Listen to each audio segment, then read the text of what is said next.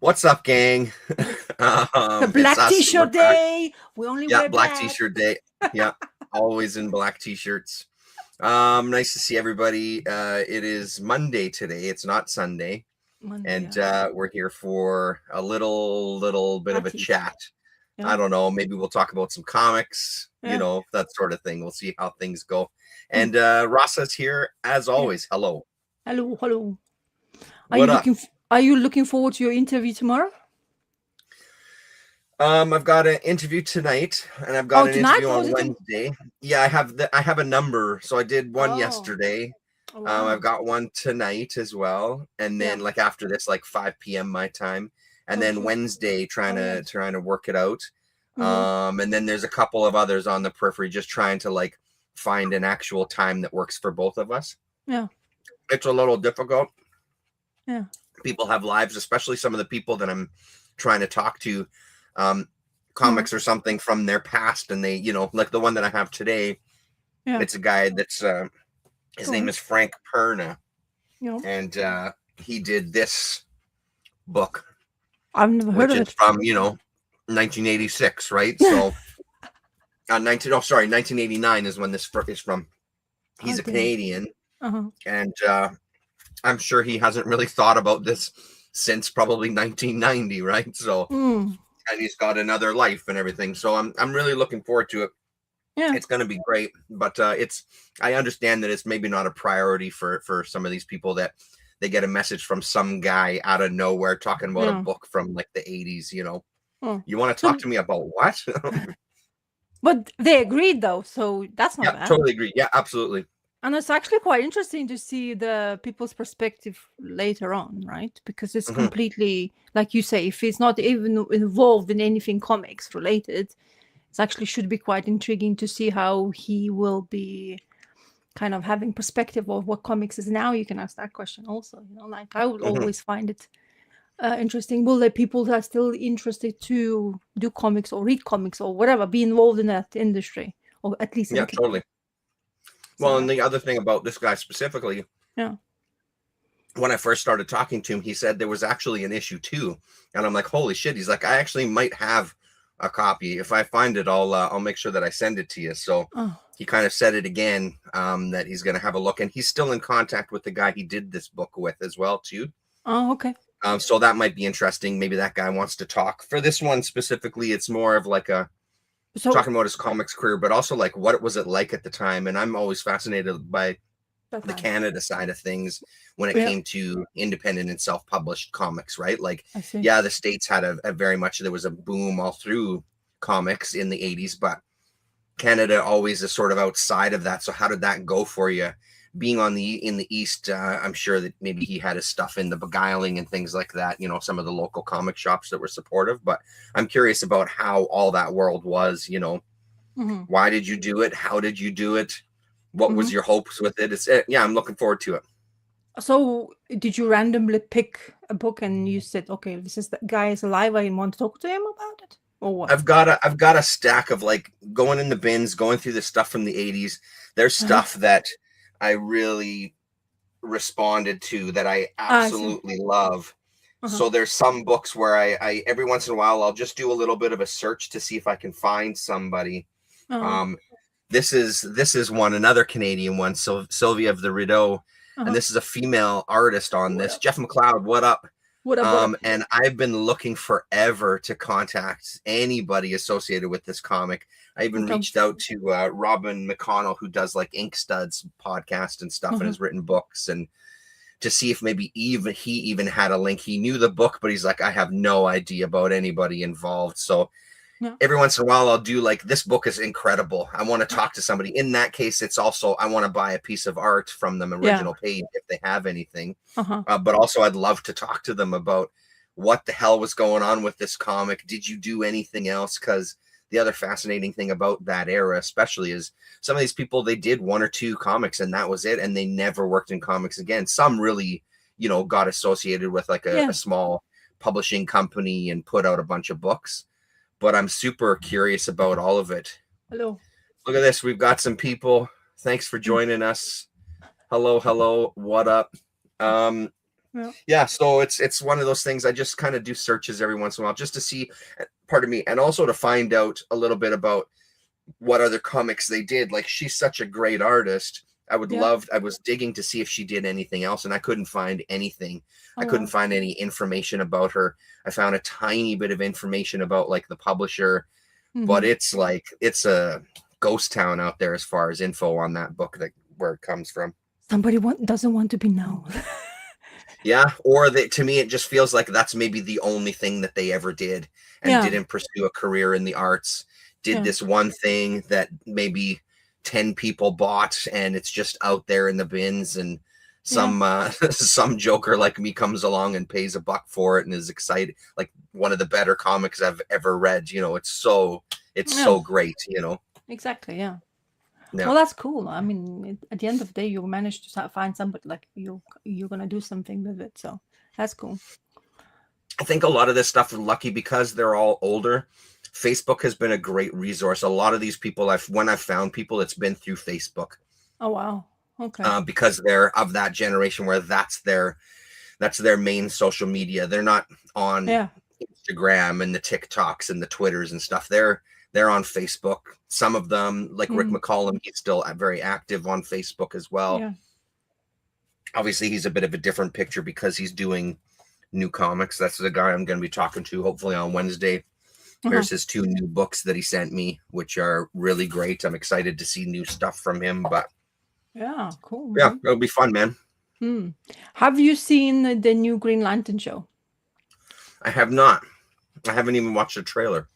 Oh really? Yeah, No, I've seen the ad in the comics. Yeah, in though. any DC book you have. Oh, not that one. Sorry. Hey, where's happened? They changed it. What the heck? Oh, they were. Oh, this one. There you go.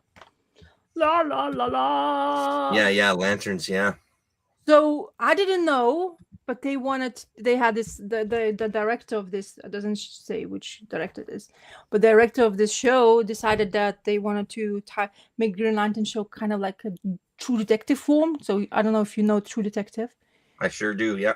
I do enjoy True Detectives. I enjoy the most when those 2 females. What is it? Silence of Lamb chick. Jodie Foster was. Mhm. So that was fantastic. Freezing cold to watch somebody being in that little place where there's nothing else but just snow. So, but it was intriguing. So they doing kind of good style season. of that with the Green Lanterns. So of course, there's more about Thomas Ligotti inspired. Yes, is it that director name? I'm sorry, I'm not really well versed. Yeah, Thomas Ligotti. He's a writer. He's a Oh, writer. It's more kind of like blanking on the term right now, but yeah, the bleakness of the world kind of thing. yeah. So anyway, Futility of everything. So you have the older Hal Jordan and you have Jon Stewart, right? So Jon Stewart is basically gonna be kind of supposedly in the main, but Hal Jordan is gonna be always there because he's like a coach to Jon Stewart, because what they are doing is they having a kind of thing where, like, you only have to have you can only have one Green Lantern in the of representing of Earth. You're never gonna supposed to have 2 or 3 or whatever. Even though in Grant lore you have 3 now. You have a Guy Gardner, Jon Stewart, and Hal Jordan, right? So it's kind of intriguing. So they're going really to like explanation, origin, how Hal got his ring. It's been twisted around a little bit, of course, because like Darwin Cook's famous New Frontier had sort of like completely kind of like how the Hal Jordan came around to be in the new era origin. I don't know. I've never read Silver Age origin of Green Lantern. I'm not sure if it's similarly, because I kind of started going in from Green Lanterns from New Frontier first, and I went to read a Green Lantern from Jeff Johns, right? So that's my kind of fascination about Green Lanterns from that point in era. So they have, and I was like watching it. I am huge, like I am fan of Green Lantern, so I'm aware of any kind of quips and things and blah blah blah. But it's very earthed kind of thing. So they are going completely like So Jon Stewart is like, what the hell this douchebag is doing with me? Because I'm all about, like, I kind of want to have this ring and just do my job. But then we find out some other things happening. And in that one episode, it actually had moments where I wasn't expecting it, DC show to be this decent. Uh-huh. Because it didn't feel like, it's like, I'm not sure if I wanted complete superhero, because we saw complete superhero Green Lanterns from DC Universe movie-like, and that flopped completely. Whereas this kind of take, it's okay for now. Let's see how far they will get. Hal Jordan, known fact, he's a douche.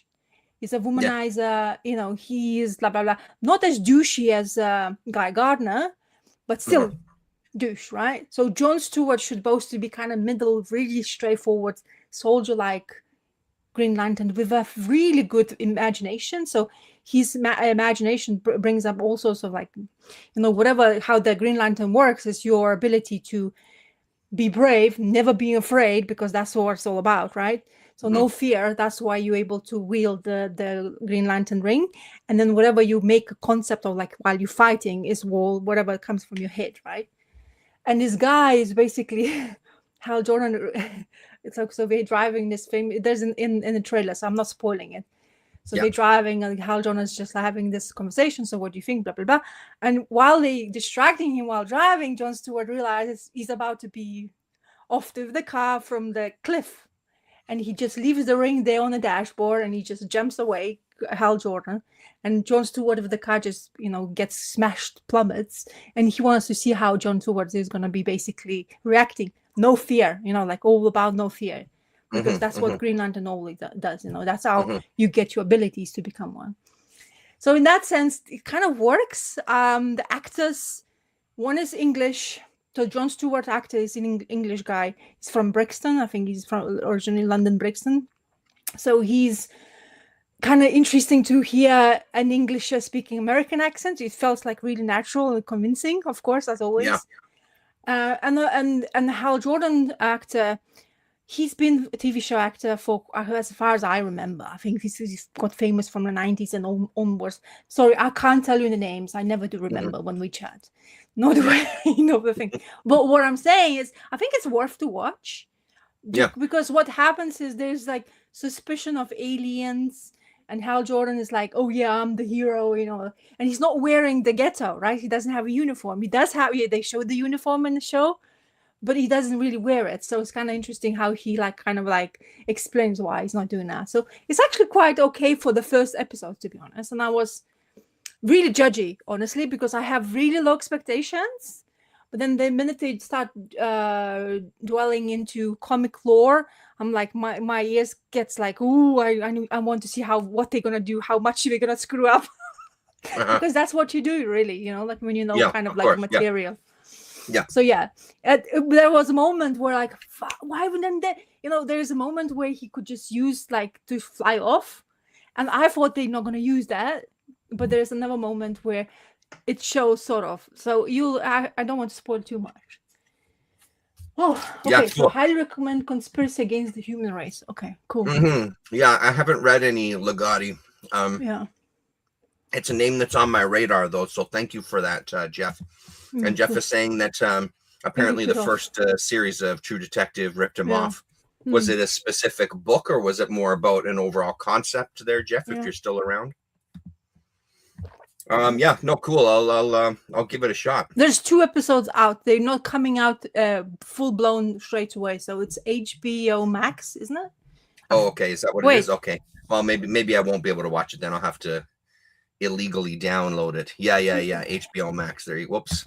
Shit. Sorry. Wrong button. Wrong button. Do that again. That. Oh yeah, HBO Max. Okay. Yeah. So because that book and its ideas. Okay, good. Oh, okay. Okay. Bleak. Okay. Anyway, so it's kind of I didn't realize they were, because I hear they're doing that. I've always like never look at information. I don't watch trailers because I want my non-spoiled head to see and observe, and whatever I like.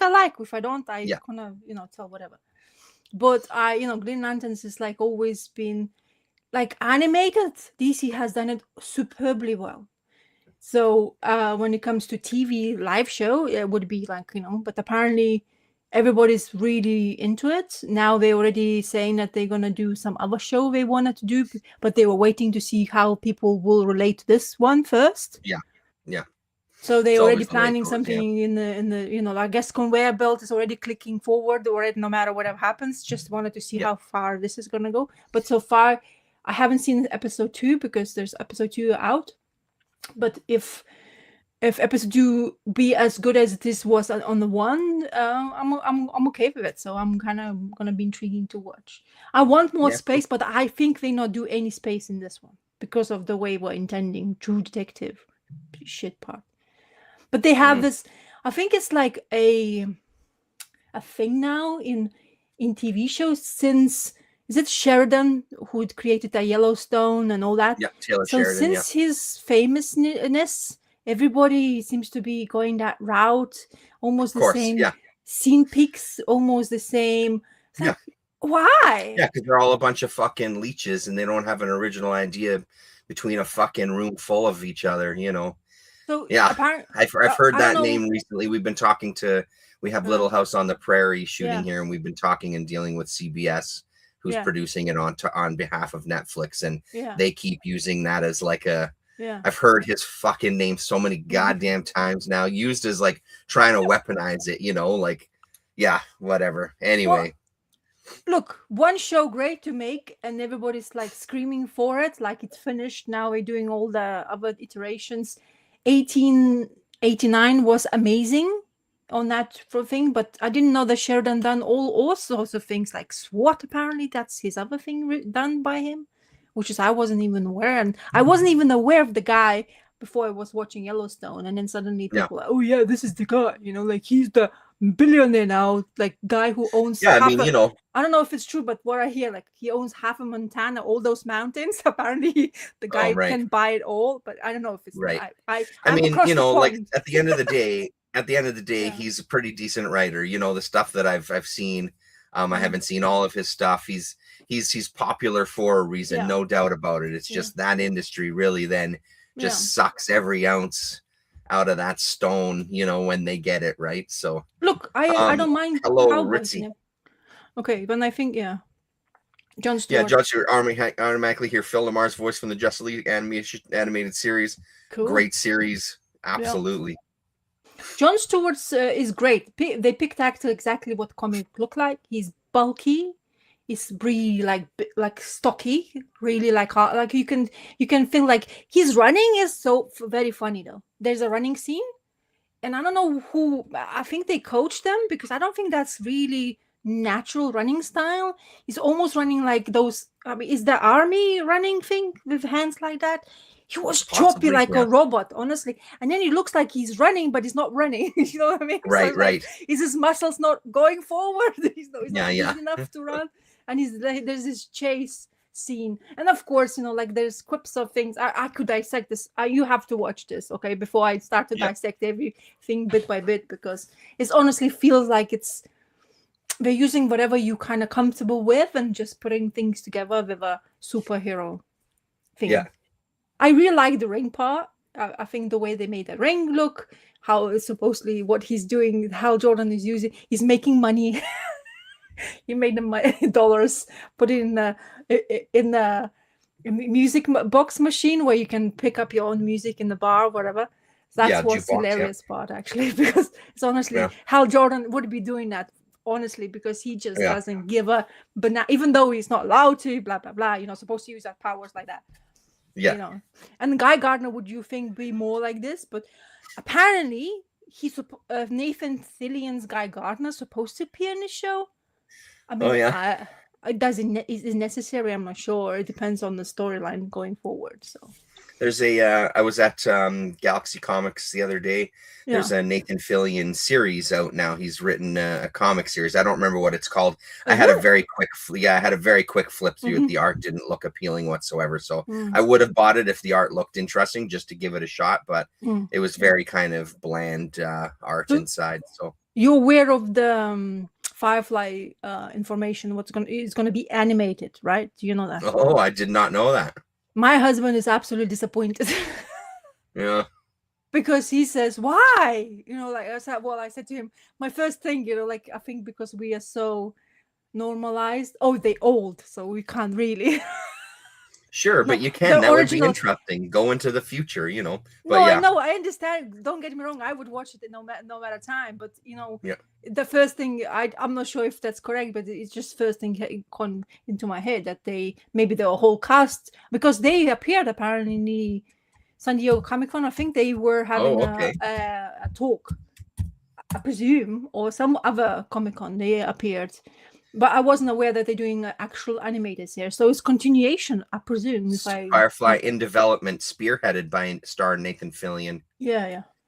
Project aims to reunite surviving original cast members as voice actors, featuring scripts by writers Tara Butler and Mark Guggenheim, etc., etc. Currently being pitched to networks and streaming platforms. Awesome. I mean, that would be cool, man.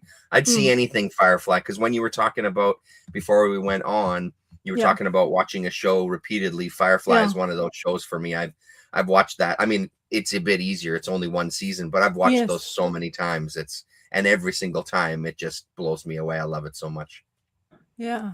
So yeah, the main chick who is like she's what is she? That one with she's the Deadpool's girlfriend. What's the name? Her name is Maria. Is she an escort or whatever? Yes, She's, that one. So she's that she's actress. She's also a babe. Yeah, so she aged gracefully, and I hope she's not doing anything to herself, because there's a show now. She actually has a TV show where she's a sheriff, which is kind of weird to see.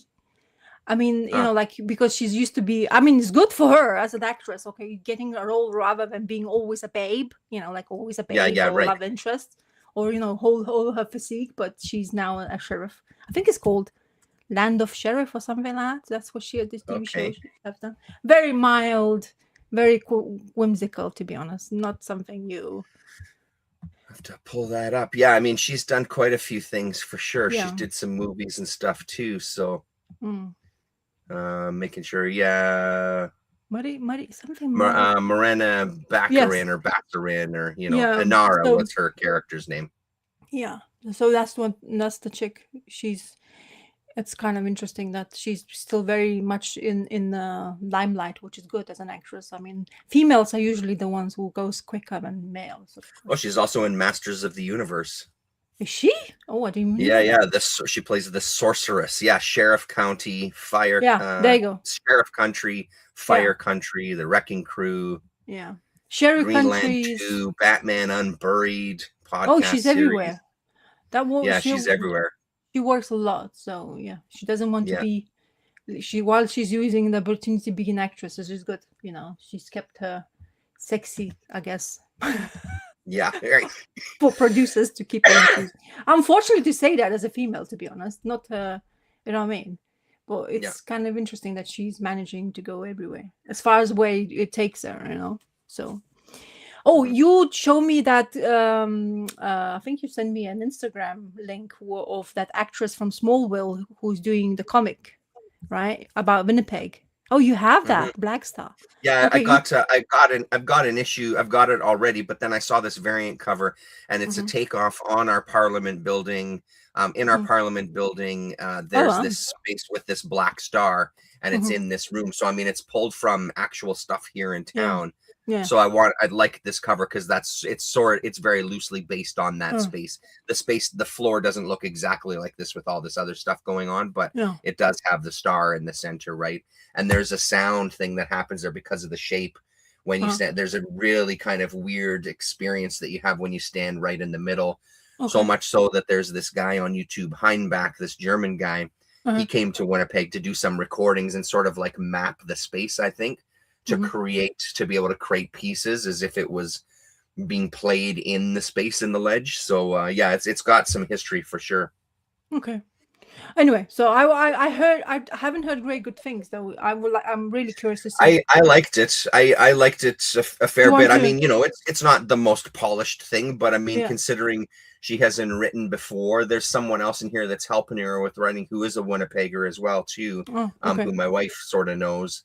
My Uh-huh. wife worked on one of the seasons of Burden of Truth with Kristen Kruick, and it was one of those Yeah. moments for me when I met her of Kristen. like getting a little, because I'm a huge Smallville fan. I love Smallville. And Lana Really? Lang is like, yeah, they're amazing. So I've started watching Smallville again with my wife, actually. Oh, cool. So that'll be one we're gonna go Wow. through again. So I don't it was think. cool to meet her, but it's also looking on her Instagram. It's kind of cool to have somebody writing about their experience here and things, and like obviously using it as a jumping off point for a bigger story. But it'll be interesting to see how she brings in some of the actual history and stuff. Yeah. So I'm gonna support it because it's my hometown. So it's a no-brainer. Do you mind talk about it and showing it to us so I can? Yeah, see? for sure. So you do want to I start? can do that. Yeah, go for it. So so issue 1, and it's just get the creators proper here. Yeah, there you go. Kristen Kruick. So there's written by Kristen Kruick, Peter Mooney, and Eric Putzer. Illustrated by Joe Baccardo, etc. There. So many so Italians it's now involved. And it's a Titan Comics, which is unusual, to me. I guess I don't know why that is. I just feel like the art inside is pretty great. It's got moments that are better than others, but I mean, that front page is great. And I mean, that's Winnipeg. There's snow. There's freezing. That is our city. I can guarantee it. And I mean, this building right here to me looks like our Cinematheque, which is our kind of, it's called the Art Space building. Okay. Cinematheque is in that building. The Winnipeg Film Group is in that building, kind of like the birth home of, Guy Madden and things. Not literally wasn't born there, but like as a filmmaker. So that looks like what that may be referenced from to some degree, or at least that area of town. Yeah. So I mean, you can see in some of here, maybe it's a little too kind of digital looking on the faces and stuff. Yes. So I mean, I heard, Damien, there's the space there, so you can go up to the second floor and look down into the actual space. No spoilers, but because this is the first 4 pages, so it's not like I'm spoiling the premise. And then there's the ledge itself. There's the building itself, or legislative building. So what's the premise of a show of a comic book? Is it like mystery, death, murder? Yeah, so it's sort of like I don't know. It's playing with a bit of time. This is the thing. It's not the clearest storytelling for a first issue. I saw Damien talk about it, and he felt, and I don't disagree with him, there's some time jumping where it's a little bit of like, what exactly is going on here? Are we dealing with like, what exactly are we dealing? So honestly, it's been a week and a half since I've read it, so I don't quite remember everything about it, to be honest with you. Right. It feels like there's a guy who has these powers and he's able to kind of heal. So where did those powers come from? Is it some sort of mystical kind of thing? Is it some sort of magic? Is he, I don't know, is he from another dimension, another world? It sort of doesn't make any of that stuff clear. There's a backdrop of kind of things that were happening with the Hudson Bay Company when they were doing fur trading and things. So I'm assuming, and it doesn't do it in this one, I'm assuming they're gonna bring in the world of kind of like indigenous peoples and stuff too, and maybe there's going to be some stuff playing with that. So yeah, I mean, it's, and I guess we were talking True Detective. It has a bit of those vibes.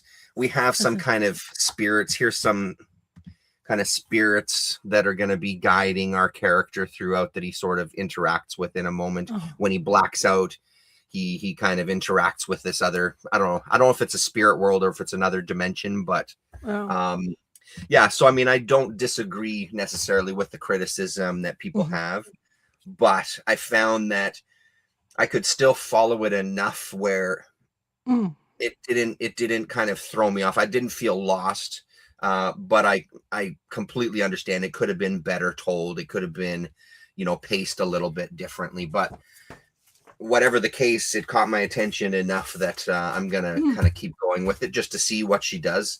And then watching her Instagram really does help too, because she did a couple of videos talking about the comic itself and where the inspiration came from and some of the ideas in it. So those are really good too, to give you some insight into what she was thinking. So is she like she loves history and stuff like that? Is that what it? Yeah, I mean, it feels like she's, Alicia was saying the same thing, and even when you look on her Instagram, she's a huge reader. She's an enormous reader, and she's talking even on her Instagram, talking about books that she's reading. So I think that there's just a love of storytelling, and yeah, I mean, clearly there's a love of the history too, because we do have some unusual history, right? We're quite a unique city, I would argue, and yeah, I mean. We have some history, that's for damn sure, and going through a lot of changes right now specifically. But yeah, so she just seems to be, something about the town caught her attention. She was here for, I think Burden of Truth was 4 or 5 seasons. I don't remember. Maybe it was 5. But so that was, she spent a good chunk of her time for 5 years here in town. Oh, I see. So yeah, if she's so it must be probably dwelled there somewhere to go have a read a book and then discover the history and all that stuff, and then got fascinated. Well, that's good. That's the whole thing. That's why we're looking for new, fresh ideas of writing some stories. Totally. So yeah, we'll see. Well, I'm looking forward to hear whatever you say after issue 2. It's really good telltale sign to see if you're gonna go forward or not.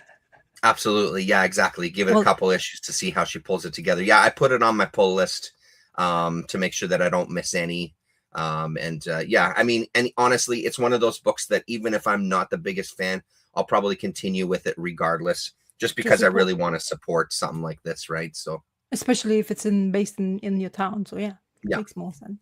I've never even experienced that kind of stuff. Never would. Yeah. I mean, I'd probably have to do it myself if I would experience it, but that's another story. Okay, talking about voracious reading, have you tackled these beasts? I have not. No, I haven't. I saw number 3 on the shelf, and number 2, I opened it up to the first page, and I just looked at it and said, "Oh fuck no." I mean, go ahead and talk about them, but yeah, I didn't. No, I had to decide to, like I said to you, I only went to this page, and then I saw all this stuff, and I was like, okay, I'm not doing it in that week when we spoke about it, and of course, I did order 3. I knew it's gonna come out.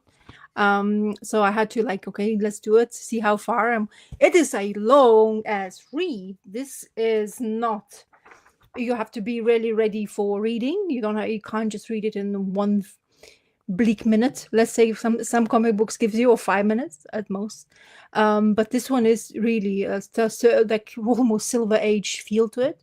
And yes, a reminder, it's a creator team from a series everybody likes, Ice Cream Man. Is the same creative team. What I really liked about issue 2, to be honest, it's just funny enough to say, this Plastic Man situation was really good for me. I really liked that this character particularly was used in the storyline, and of course the way they were treating Batman. Because in here it's basically really kind of a sort of slowly but surely you understand a bit of what Deadman is going to be all about.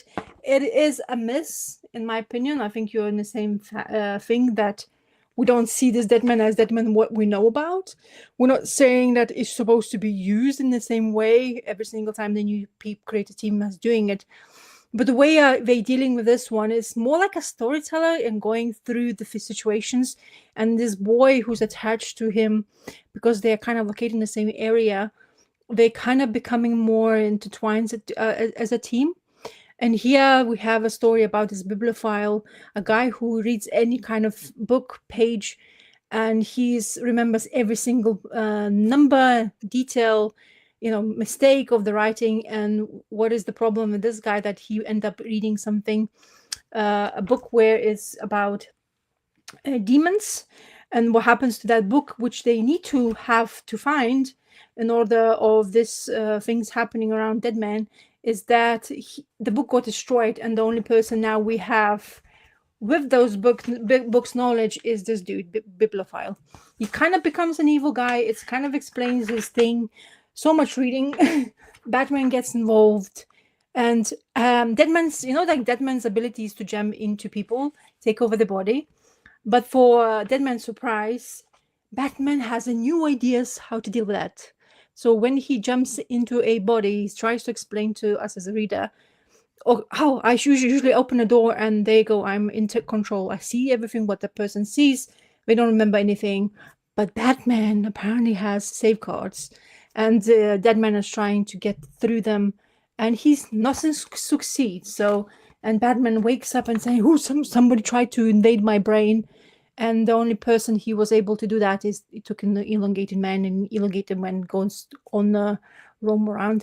And the main villain is this dude of the series. This is the guy who is just murdering everybody he feels like doing it. There's a purpose to him, not really yet explained.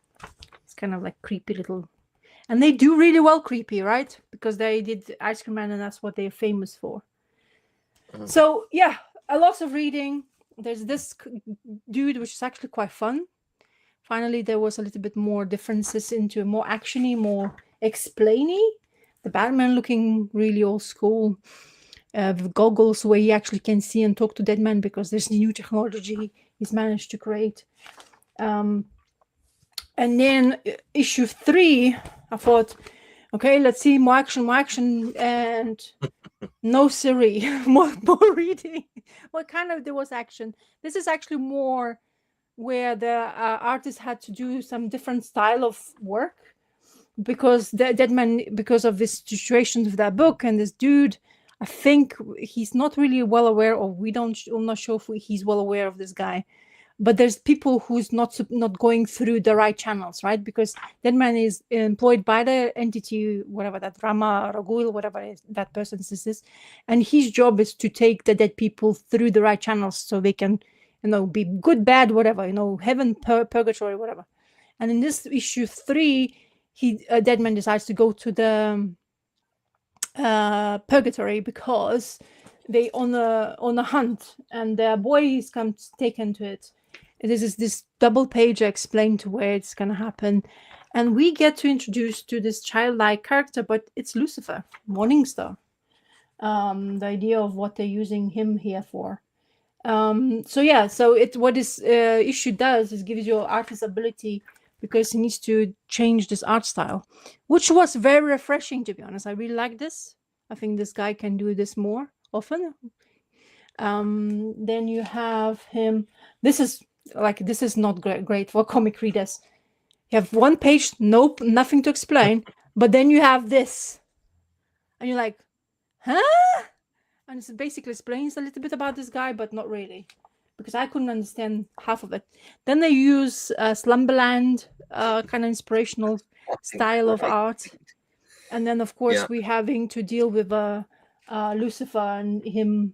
How Deadman's able to he wants to these hounds to be going away from this dude who is supposed to be make the contract with this bad I think mogul guy died, and apparently Deadman was giving the idea how to get him through the right channel so he doesn't end up being tortured. But unfortunately, this little doggies needs to eat, and according to Lucifer, that's what he's going to be feed. So what he does, they take this guy, show him.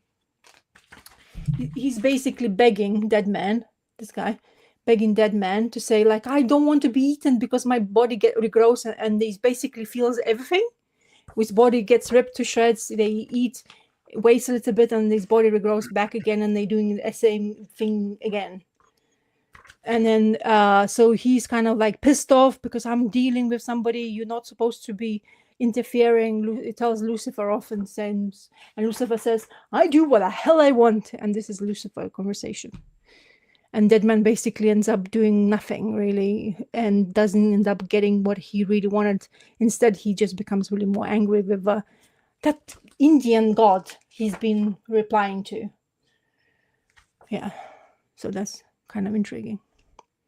It's complicated, too complicated. It's very confusing.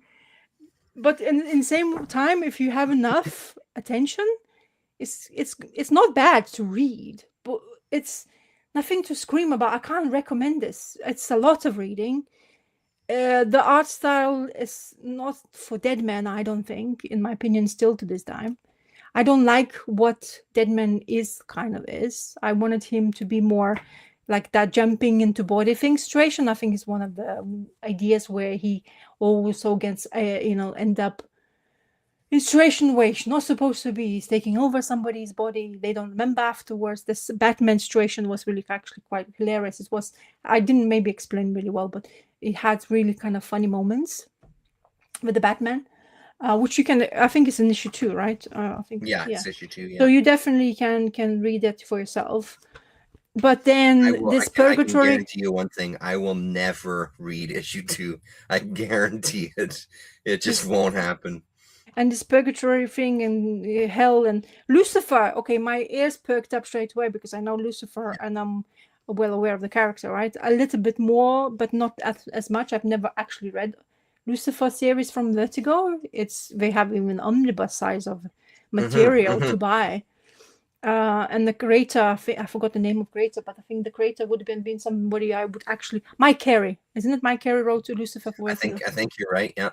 So I've never delved into Mike Carey's writing, but I always heard very good things about his writing. So. And because of course it had Lucifer series, which was okay, but it was kind of waste time on television when you don't have nothing to watch. It was perfect, right? So, and of course, don't forget Hellblazer and that kind of and Sandman series. Lucifer was kind of permanent feature, so you kind of have ideas of the character. What he's doing in here, I'm not really sure. I really don't understand. I don't have a sense where this Deadman gonna go. The only thing I have a sense of is doing something for the god. Keep on saying the god. What's the name? I keep on forgetting. Rama Krishna or something like that. Or no, it's not even that. Rama something. Oh, something else. Oh, yeah. So yeah, and that's basically. Oh yeah, Rama Krishna. Yeah. So she's the spiritual guide, and there's this. You know what really I don't like about this? I think they're trying to be maybe a little bit clever, but I don't think it's necessary whatsoever. Is that every single time, or it's not even here, maybe Shatu had it, but they had this Rana Krishna idea of explaining to you what words we have learned today. Yeah, that's like issue 2. So she has this kind of teacher board and explains to you, oh, today we're learning these 3 words and what they mean of. I'm not sure if it's necessary, really. It doesn't. I guarantee you, it's fucking not necessary. Man, like, I've got maybe they pushing the dead space, but I don't know. Maxwell Prince is, as a writer, and itself, he has lots of ideas, but I don't think he's cohesive enough to get you. Right. Because you have a really good bad guy, right? The way he's been introduced, I don't even remember from issue 1. But the way he's dealing with this girl in the library, and she's like this brainy teenager almost. She's doing GPAs and she's really studying, and just he appears out of nowhere in a library and he sits down and having this conversation, have a question to her, and he just like, okay, now I have his 2 Jews behind her holding her hand, and he eats them. In order to put him, I guess, to him look the same young as ever. But then they're not going there anywhere. It's in issue 3. There's nothing of him whatsoever mentioned. A part of that little page where I read it, and I honestly, I got so distracted while reading it. I don't remember anything I read about it. So it's a prose, because for me, prose has always been not very good. Never been a book reader, right? And this just and I was like, I was reading this first part and was like, should I continue or just flip? And that's the only thing I remember what I was doing while I was reading this. So it's not good. I don't know if I should give the myself... thing for me is I don't like, and I think we both think this, we've had these conversations in the past. I'm not big on shitting on comics and stuff. I'm just not. There's way too many channels out there that shit on them. But this is a very rare occasion. Fuck those guys. Fuck that book. It's fucking impenetrable, dude. What are you even doing? I'm also okay with take a character and do whatever the hell you want with it. I have yes, I've got my personal preferences, but I got no attachment. If you want to change them around and change their, do whatever the fuck you want. But There is nothing interesting in that book. And like I said, when I opened up that second issue and started reading, I'm like, I don't care about any of this. And that, like you're talking about getting those, let's take a moment to get a backstory. Go fuck yourself. I don't want it. Just tell me a fucking story. This isn't a history lesson. It's so difficult. Pacing in comics is so difficult because there's one I'm going to talk about a bit later where I don't necessarily I think that they've done too little. I think they need to do a little more, right? So it ain't easy. And who the fuck am I to tell anybody how to do their job? Because I am not a writer. As a reader, that shit's impenetrable. And I have zero interest in sitting and reading for 20 minutes, one fucking comic book. I don't want to read a comic and it takes me 5 seconds either. But like, I don't know, man. I'm also not adverse to wordy comics. I'm really not. I've read a lot of comics that are wordy.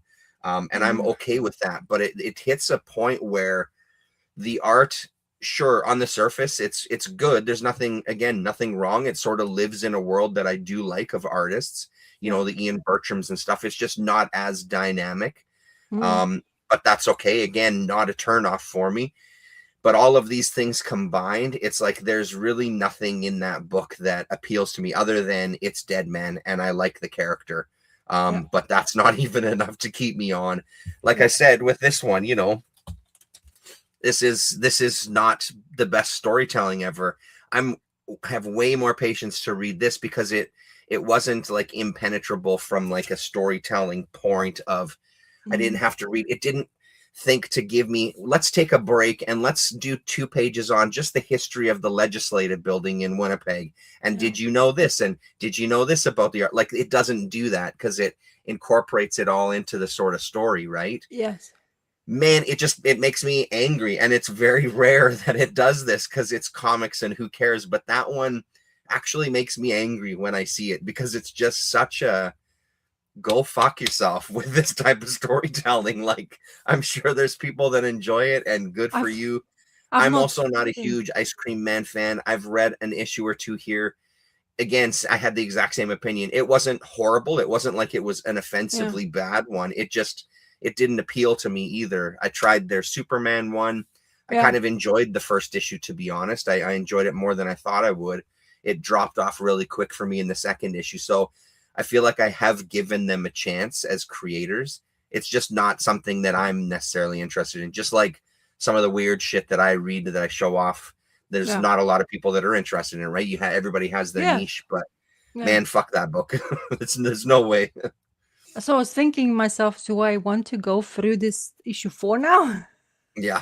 Because honestly, I have to think twice now because it's a long process. I'm amazed that you read 3. Like I'm legitimately impressed that you read 3. Like I'm very impressed. I really made myself like, okay, I'm gonna take some time. I'm just, because I was thinking in my head, surely it's, if you want to say that much in the book, I will be kind of blown by the story. So far, not. I mean, I'm curious. Don't get me wrong. There is some really good interpretations, the way he's using it, and the idea of him not agreeing who he's working for. Great, because it's usually what happens in real life. But however, the way they're using him, the dead man itself, in my head, it just doesn't go forward, right? And like you say, it has to go all the way. Sometimes we don't like the art, sometimes we don't like the writing. Art saves the sometimes. Most of the time, what I'm really looking for is art. Art-wise, I don't think he's bad artist. Definitely those freaky moments, fantastic. But those speech bubbles, it doesn't lend itself whatsoever for him, because most of it is just disappears because you just have speech bubble. So it's not something I would definitely recommend. I probably would recommend, because I don't remember, like I've read Ice Cream Man as well from Creative Team, but I've never remembered to being so much text heavy. Right. Has it changed something for him? Maybe as a writer, he wanted to somehow input more details. Maybe people are saying that's not enough information from Ice Cream. I don't remember Ice Cream Man being so wordy. I don't think it was. It helped when I was reading it. It was a bigger format, hardcover. So his art is expanded. So his art really kind of creepy moments does work because you don't have like I think it really works for me when the panels of comic book, especially when you try to be creepy and scary, you don't have to make the panels busy. It doesn't work. It's the moment of that panel that's really implemented. I remember in some places worked, but I don't remember wanting to read more after that. That's the thing. So I never felt like I'm going to be the biggest fan of it. So so now this kind of reaffirms that, but because now it's wordy and it's not really, I mean, I'm definitely trying my bestest to be here and just like give it a chance. And I was like, wow. And honestly, I cannot, I just looking at that page again with that prose, it's actually a bit nightmarish now because like I don't want that anymore. It's totally nightmarish. Like if I want, like, fuck, man, I sound like such an ignorant prick, but it's like if I want to read a fucking book, I'll pick up a fucking book. If I wanted to hear the history about religion, I'd fucking pick up a history of religion book. Like, what are you talking about? What is, and like I think, like you said, like what is it? What are you adding to the story when you take a page to explain some terms? What is it that you're adding to the story? Is that, you know, and maybe they've got this overarching idea and it's going to get to somewhere and all that stuff is going to be like, oh my God, that was amazing because it led here. I doubt it, but maybe that's a possibility for sure. But like taking a break to explain the minutia just seems, I don't know. It also seems a bit insulting to the readers to some degree, right? Like, because they using like really clever words and there's an explanation always to say what this word means. So in that sense, Google, I can figure shit out on my own. If I don't know what a word means, I'll pick up my phone and I'll do a Google search. Hey, what does this mean? And it'll tell me. You know, the biggest flaw of this book so far, there's nothing to develop the character yet in 3 issues. Yeah. We're just following him doing duties, right? So it's kind of boring, to be honest. It's almost mundane. Of course, he's going somewhere different, like what you as a human would be experiencing. However, I think you need to find a good balance between why we care. Why do I have to care about Deadman? I care about Deadman. Well, and I mean, even saying that the way that you just said it, I can see the appeal in that idea, right? Like he's been stuck in the afterlife. He's just been doing these kind of menial tasks throughout his career, even as a character. So that premise is an interesting premise. This idea that he just cleans things up. He's hit the dead man is this character. He is the janitor, right? He goes and takes care of things. And like that basic premise is super appealing, but it's just how you jump off from there. You don't need to now show us 20 issues where nothing's going to happen to prove a point. Hey, isn't this fucking boring? Yes, we're aware it's boring. We got it. We understand, you know. And especially if you have like, I'm really even not sure if that bad guy still is kind of like thing where you want to go like, oh, what's going to happen with him and what's going to do. He seems to be like another douchebag who just likes to eat people. So as far as your idea at the moment from these 3 issues, and in 3 issues, you already want to know what the story. You should be aware what the story is going. Maybe I'm a bit like you say, not like too much wording. I'm getting lost in translation. Second, character. I think at least a bit more of a character, and that boy who he's talking to. That boy is a little bit more endearing than Deadman himself is, because Deadman is like, oh, why are you asking, you know, like why are you asking so many questions? He's a child, right? Dead child who's floating. Apparently he's not able to land. And the only time he was able to land, that's the most intriguing part. I remember the most intriguing part of this, he landed in hell. And he's like, oh, I feel the land. And he was so, you know, like a child excitement. And what he was doing, he took his head out and he started swinging around. That's the only thing he was doing.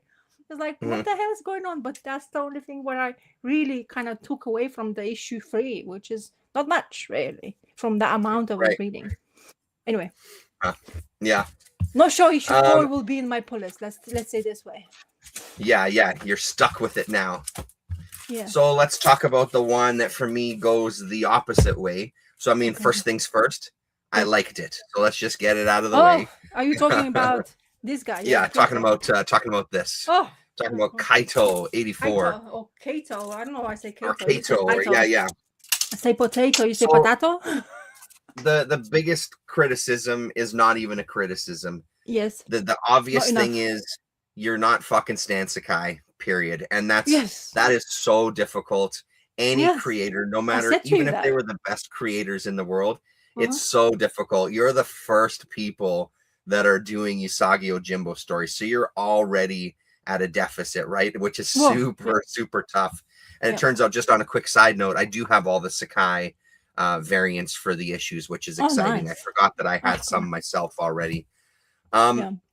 I think for me, the You can put the most big screen. difficult.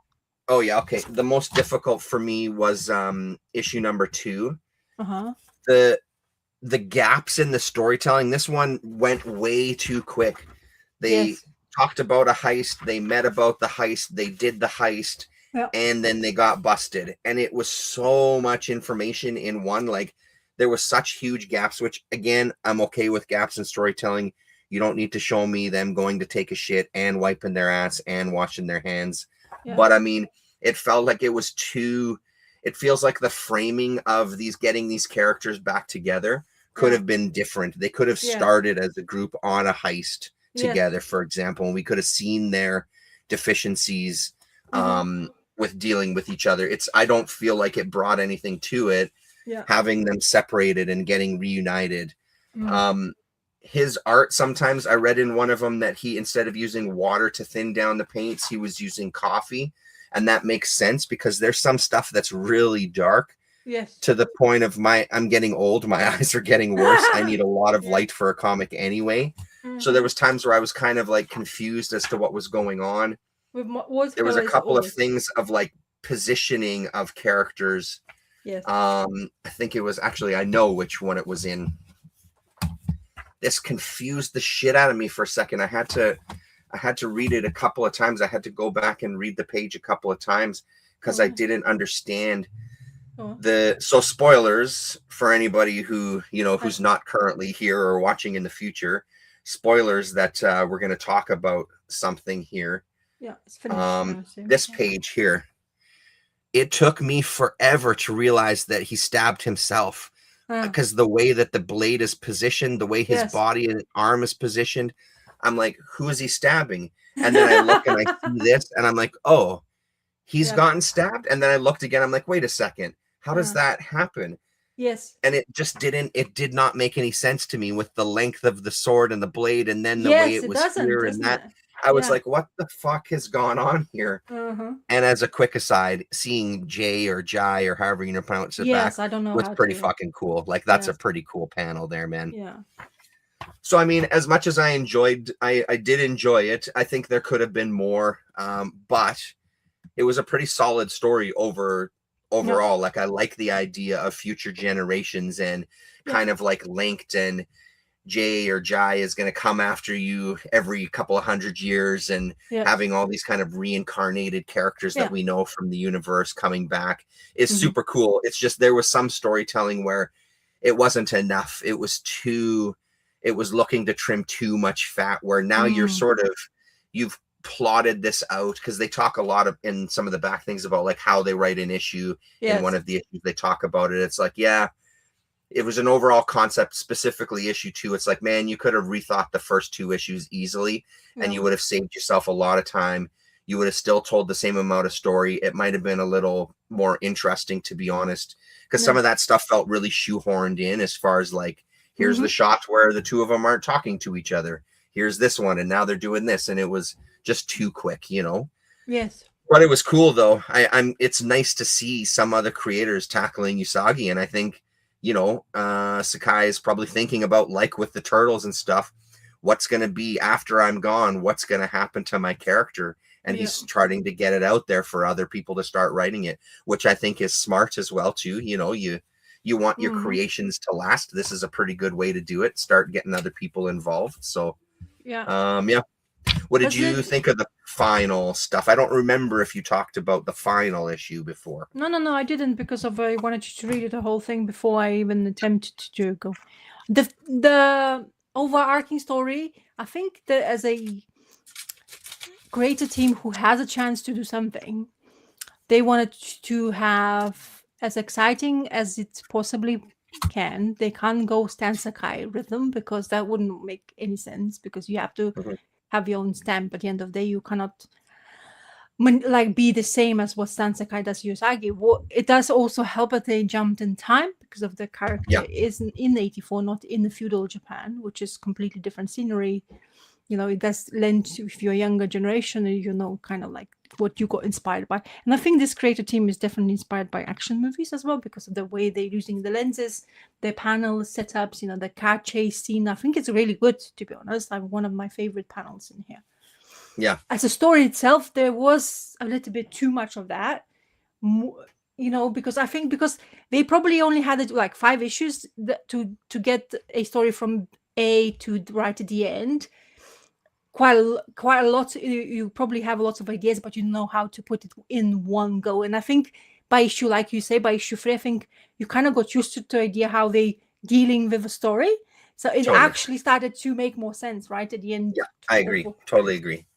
So in that sense, I could the only thing I could say is I'm excited if we're going to continue forward, because what I liked about this one was Usagi feels like Usagi, right? Still 1984, but Usagi still has the same ideas how he deals with situations, right? Some, but I think they struck a good balance though, because it isn't like a reincarnation of him. It's like when he talks to the old guys, like, do I remind you of him? It's like, no, you absolutely don't. You're not as polished. I think they did a good job with representing, like, this is a different character.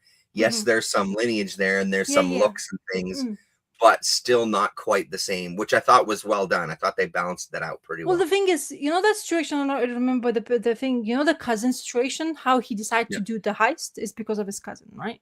Yeah. And in Usagi, the feudal Japan, his cousin is integral part of the family. He's usually a loner who doesn't have anybody else. Kind of feels the same in this guy. Yes, it's a bit more like, and then I think in that sense, that's what I'm saying to you, it felt similar, like idea of Usagi, what the Usagi is kind of, why he's attractive to us as a readers from Stan Sakai feudal Japan was he's a loner, but he's always wants to do good, right? He wants to protect people. He's not like the greatest guy in the world. I don't think Usagi is not, but he's trying his best. He kills lots of people, right? There's lots of murder going on while he's attempting to do his tasks, right? Yeah. So in that sense, when this guy is trying to steal something for a cousin, really, because he doesn't really have a choice in a way. And then the dynamic when they have that copper and him talking, I really enjoyed that. Okay, that felt was good. like and if they two of them together going forward works once again, I think I'm definitely switched on and I want to. So what I'm saying is I definitely want to see more, because I like Usagi as a character no matter who does it now so far, because I am kind of excited that even though it's not from Stan Sakai, I think this creative team, Jack Rosenberg and Jared Cullum, really did something which is definitely good for anybody to read. In my opinion, that was the other one that confused me, where where the copper comes to meet with them and stuff, and sits with the cousin, and they're facing each other, and that's a sword. Do you know how to use it? And she does this thing, blah blah blah blah blah. We cut to a back shot. So first of all, the cousin has a jacket that's already open. Yes. We cut to a shot of behind the cousin, and the back of the jacket is split, even though they were facing each other, and there was no shot of her like jumping over him or anything. And like you're supposed to glean that, I guess, what does he say? She unwrapped me like a banana or whatever the heck it was. Something like that, where it was like, well, did she though? Because I don't see that. It was, they feel like, I don't know how much these guys have done in comics, but I do feel like they've got a little room to grow as far as just storytelling panel to panel. So, but yeah, no, I agree though. Their relationship was really good. And then when they went in the underworld and kind of fought together, that was cool. Again, I wish that underworld stuff was an issue on its own. This feels like this should have been a 6-issue miniseries, to be honest. Like, give us one issue where we show them working together and their struggles and how they complement each other a little more clearly, because that also felt pretty rushed, Yeah, I think there was. But I guess they only had 5 issues. That's all you get. So, Yeah, but apparently, as I say, the way they issue 5 ended, they saying that there's going to be something else from the creative team, right? Oh yeah, I mean, very open, in a couple of different ways, right? Like, bringing that teddy bear back to the kid, and that's the panels where you have like next time on Kato 84, right? Yeah. and they still having both of them working to kind of, well, she's there, he's fighting his cousin now, it Hmm. seems to be, or cousin fighting him. Hmm. Careful, cousin, your ego is slipping. Must be hard to watch me soar where you stumble. Does the shades thing? Wow, that is Yeah. proper tacky wording, but yeah, that's the one. Yeah, it really is. Yeah. Yeah, so I'm not sure. Well, I mean, as I say, I'm glad they given, like you say, the stance of kind of letting somebody else doing the job and see where it lands. But so far I really liked it because I missed Usagi Jimbo. So this series was just great to have in monthly based. When you read it in Yeah, a for whole sure. chunk, we see it's a little bit different. You start to die, kind of noticed every single thing. Sometimes when I read in month, I have like long period of time to wait until next one. So kind of like I don't really dissect that much. I'm just looking forward to see what they're gonna come up with next.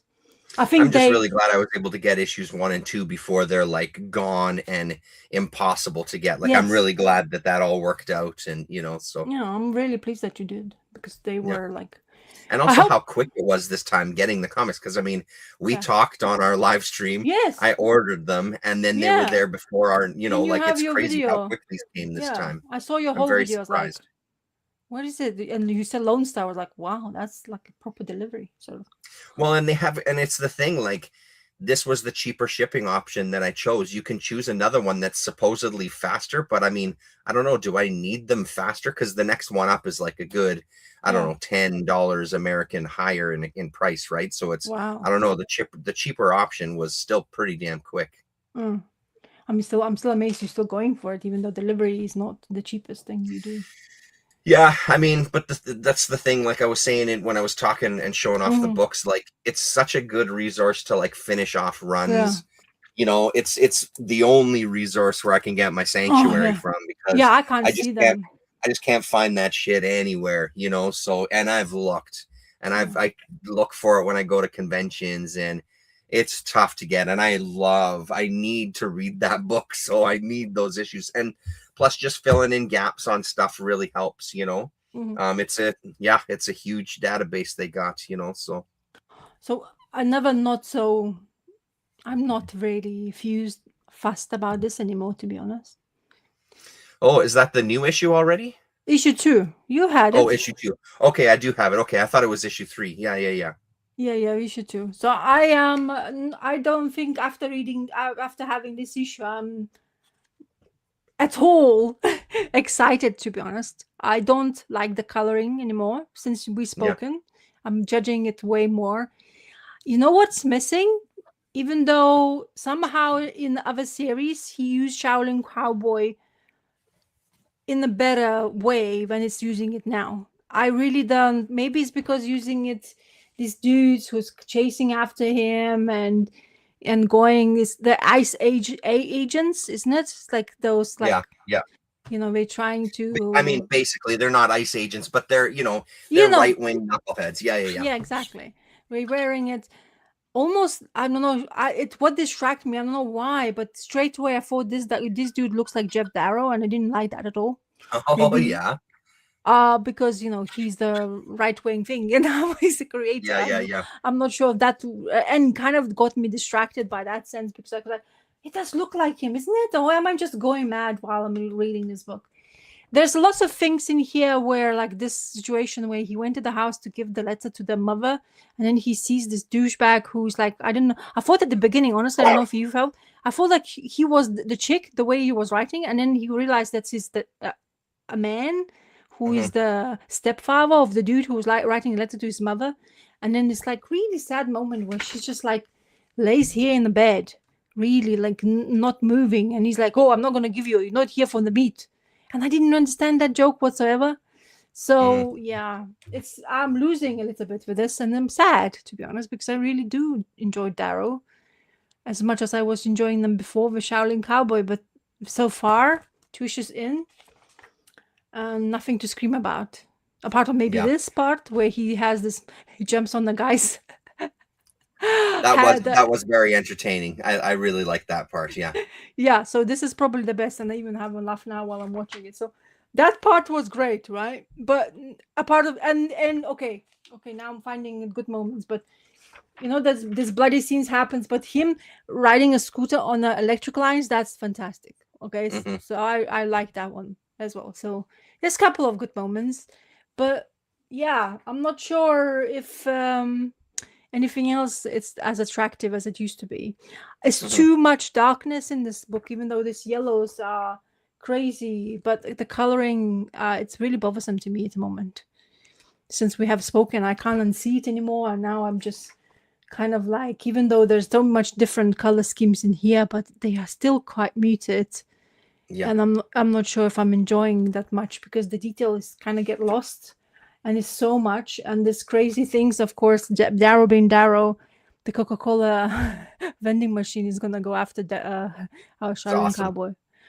So yeah, I think that's what I want out of it though. Like that's why I like the second issue more, yeah, because of his light kung fu that he was talking about, where yeah, he's standing on the guy's finger, the yeah. That's vending fantastic. machine gonna attack him Yeah, riding on the power lines. Like those are the things that I love about it, right? That it's yeah. just this, again, I love the absurdity of the character, and playing with some of those ideas is so great. And this is probably the best part of this comic. Yeah, seeing his black and white stuff is great for sure. Yeah, just like elephant, and of course at the back, the scene of like it seems so like you could be a sketch cover of Shaolin Cowboy, right? At the end. Hmm. And that thing, as you were saying about his daughter doing the Yep. Tramps of Apocalypse.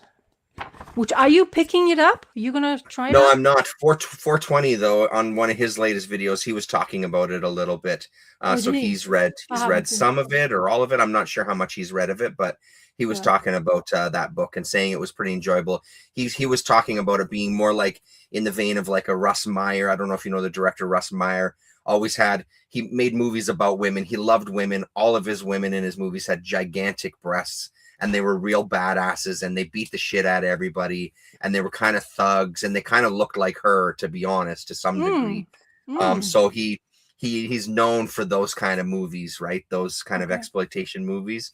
So I see. 420 was putting that Tramps of the Apocalypse sort of in that world, is how he was reading it at.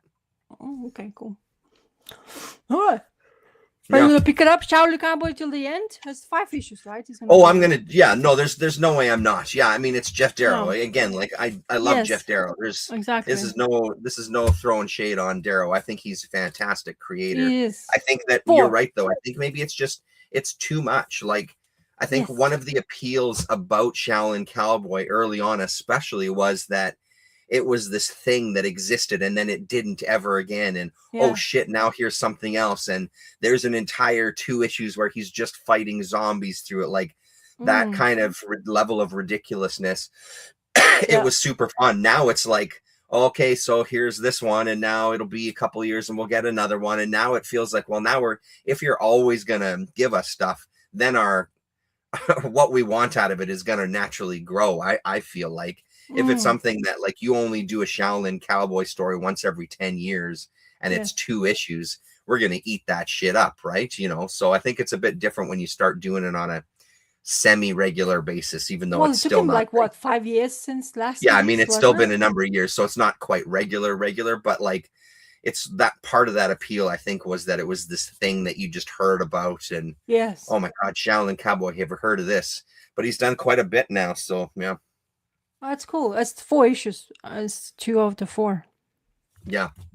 So it's not too many. So while we're talking 420, Yes, I go got to on. give a huge shout out to 420 for Go on. turning me on to this Regicide cover Oh, specifically. yes. I saw this book on the shelf and I didn't see this cover, and I looked through it and it looked pretty good. The interiors looked pretty good, but I didn't pick it up.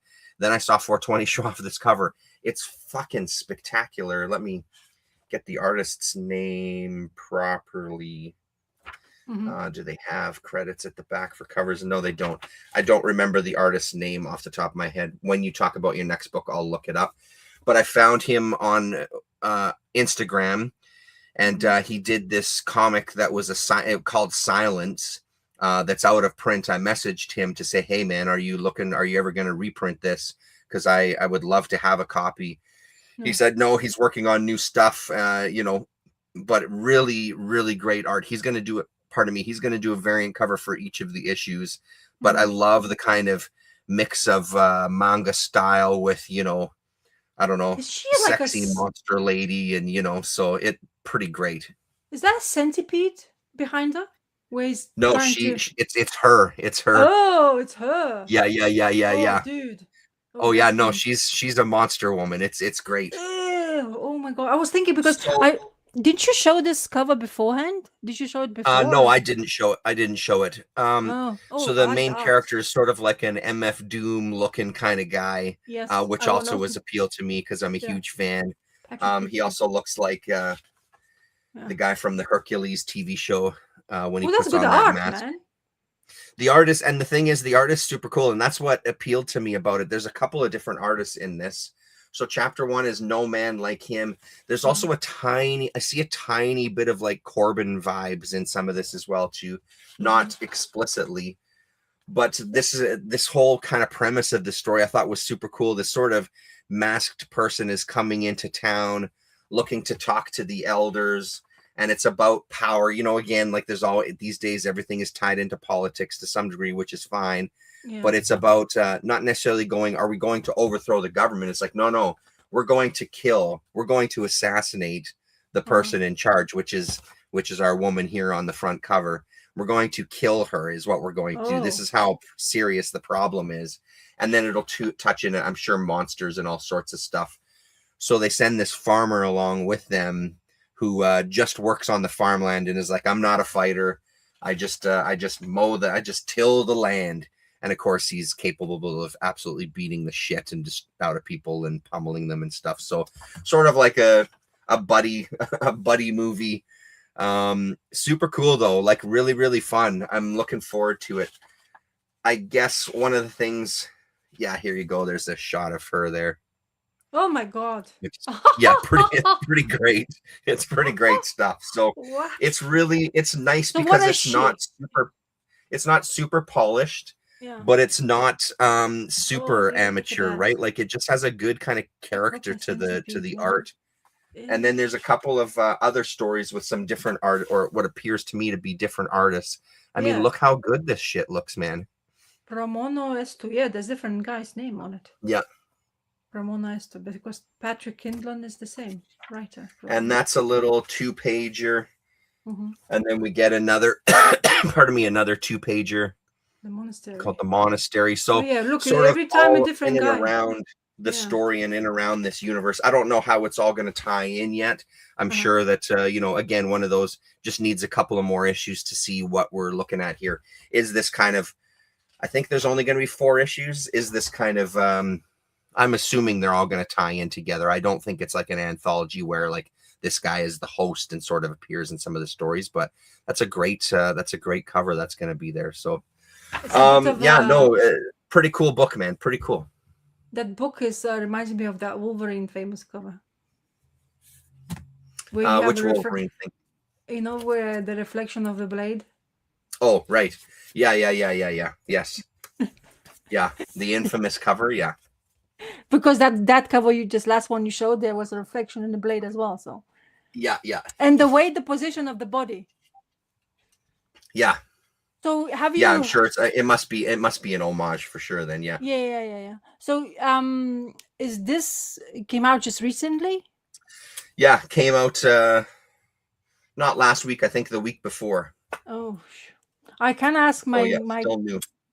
I can ask my comic guy to see if because I'm curious now. I want to see myself out. But I'm not. When it's 2 weeks already, most likely he wouldn't have one anymore. Especially if it's popular. It depends how popular it is, right? Yeah, that's the thing. I mean, even when I went to get it from Galaxy, there was still quite a lot of issues sitting on the shelf. I was actually surprised that I could find this cover. I felt like this was going to be a cover that all the cover buyers were going to buy, and I'd never be able to find it. But they had like 5 copies of just this cover, let alone another 5 or 6 copies of the first issue anyway with other covers. Have you read Kaya? I sure did. Oh, cool. So you up to date now, or you have always the different cover? I have always the A cover. Yeah. Yeah, I mean, it just goes by the feel, which I do like the A covers in Kaya though, because I like the little blurb at the bottom. I kind of dig that. That's a great idea. Yeah, where it says the great Oracle calculates her next move while Jin and his companions march ever closer to their confrontations with her. While far to the south, Kaya believes she may have found a new family. Mhm, No. mhm. Anyway. So I mean, I feel like our theme this week is how to tell a story. And Yes. again, I think like one of the things that we've Beautiful, commented right? about this book often is that the pacing is so fucking good in this. Like it's so good, Learn. like Did it he gives you took a it? story, it gives you some action, it gives you know where you are. They're not spending Yeah. 10 pages talking about did you Yes. know the history of this snow hill? Like Yes. it's good, man. I really like the actual, like, even the change who is he talking to now. So that you Yeah. flip the page and suddenly you see Kaya, and you're like, you're not really distracted by it, right? You just goes with it, which is Yep. interesting. We were complaining about an issue. What was it? 20 something, we were starting to feel like he's not really cohesive enough the storyline, and he was like, we're getting a bit lost. I don't remember which one. I think it's right in the middle of it. And Yeah. now the guy is continuing, like, learning. Really, this book is showing his quips. Not only he's already been good as a comic artist, that's no, 100%. Yeah. yeah, there's no, we're not even talking about it anymore. So his Yeah. panel like character develop, like, in the panels, the action scenes, you don't have nothing to say about that as a writer now, right? You have opinions. But yes, I completely agree. Even Jin is slightly now a bit more appealing because he's doubting himself now, right? Yeah. Finally, he's finally seeing that because of that robot come into their own team, supposedly to help them find the right moment to go to that oracle and stuff. He's not happy anymore, and he's already doubting, which is, of course, he's growing, right? The kid is growing slightly, and he's being in placed in situations where he's not ever been comfortable. But by not having Kaya next to him, I think it does really work, right, for him, Yeah. because she always made decisions, it seems to be. He was just going for the ride, right? Because he was protected by her. And Mhm. he, even though he moaned most of the time, he was kind of like going with it. And now, while he's with this, I keep on forgetting his name, with him, he's now knowing that, he's not going to be sunshine and roses kind of thing moments Mhm. anymore. You have to, like, he's realizing, waking up, like, this is it. And he can't use his powers. So what did this guy did to him? Did it because of the shock, or because I don't recall, because he has this moment in this book. Yeah. Razel, Yeah, that's I the mean, guy name. he Razel. he also looks a bit older now too, right? So Yes. I'm Yes. assuming that it's like there's been quite a passage of time Yeah. here. So I'm Yeah. assuming that as he's getting older, This he's this starting to panel. get a handle on it. Yeah, here I'm gonna make you big. Hold on one sec. Yeah, this is the panel where he's kind of Yeah, right. meditating scene, and he's like, I can't even use my powers. I And I'm like, love that page so much, man.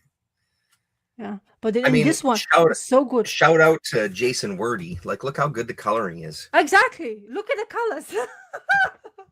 I Look mean, how this there's a good. whole bunch of pages there where Yeah. all of a sudden it starts to break down into like these 4 panels per page. So you get 1 page of it, then you get 2 and 3 pages of it, Yeah. then you get 4 and 5 pages of it, Yes. and then you get the 6 and almost, or no, 6 and 7th page of it. So like 7 pages in a row with the exact same format, but each of them these beautifully colored pages. Like, again, like the contrast between something like this and the Darrow book, and even the Usagi Yojimbo book, like Yes. the coloring just The shadow. escalates this art so goddamn much, man. The shadow picking is amazing. Yeah. It's scenery shadows are beautifully done. The picture perfect, almost like the camera angles are right. You would be looking at the camera lens to take the perfect picture of them roaming around. It's really good, and that's the level of this guy's art and the way he does it. Yeah, it's fascinating, and It really is. the love scene, the love part of the innocence, Yeah. that was beautifully done. The color schemes were great as well. So it's like, yeah, the team together works really well with them. So yeah. I mean, look how good that final panel is of Kaya just sitting on her own and staring off. Like, it's good shit, man, as she's deciding what she's gonna do next. And but you're right. I mean, this page is just spectacular, beautifully drawn. That final panel is so goddamn good too. Yeah, really great. Yeah. I mean, I think you nailed it too. Like throughout this whole thing, we're seeing him as a creator and a writer and a storyteller.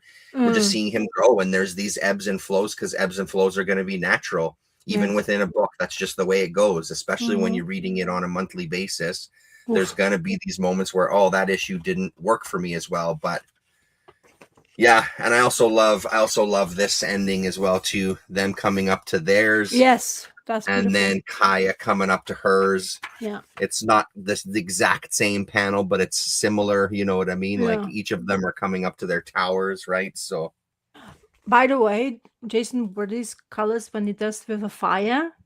Oh, mhm. so good shadows picking. Oh my Yeah, that's really god, great. that is it's fantastic. Like really menacing look, like really this like having this intense conversation, and you can feel it from the panel by itself without actually needing to read the thing. So yeah, this is really good. Did you notice the cover, the paper is a bit better?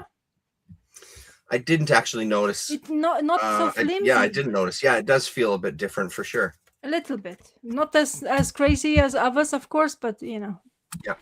One time it was feel like it's gonna be breaking with your fingers just the minute you touch it. Yeah. I mean, I'm imagining that was probably early on when they weren't sure. Now that it's somewhat of a hit, I'm guessing it's somewhat of a hit anyway. And they're seeing some returns on it. Probably. I think it's people who is reading in the collected editions. I think they are starting to realize this book is actually well worth your time and attention. So I think usually what happens, I think that's why he has to push both ways, like trade paperbacks. But I think collected edition, I have not seen a hardcover of Kaya. I've seen trade paperbacks. But actually, yeah, I don't remember seeing it on the bookshelf. So it's kind of interesting in where I am. Yeah, I don't remember seeing a hardcover either. I remember seeing soft covers. But yeah.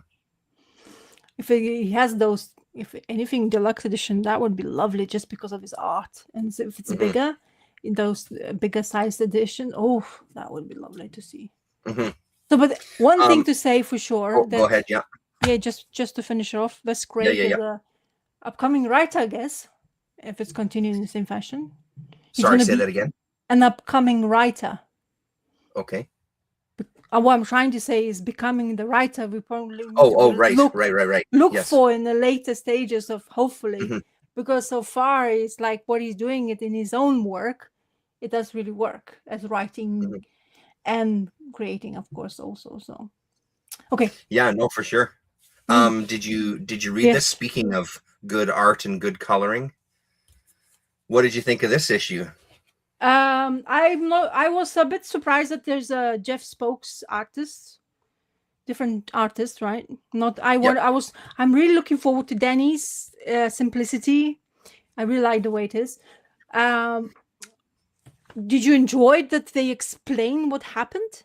I really liked it, and honestly, I really liked the art as well too, because I felt like I had to look it up to see, like, is this something that happened in the J.H. Williams III book that they're referencing because of this layout? Because it reminded me of, and again, it was just a reminder of like, man, I loved this book. Like it was one of my favorites of the New 52 stuff when I was reading it, and partially because of his layouts. I mean, I agree with you. I like Danny's art better for sure, but I thought this was a really nice fill-in artist here.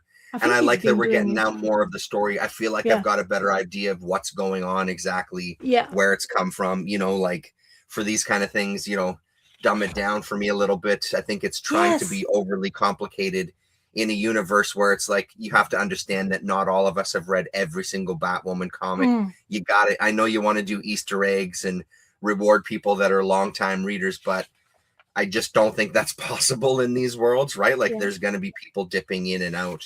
We can't afford to get everything all the time. So I mean, I liked it. A little bit too dumbed down for me, it felt. Yeah.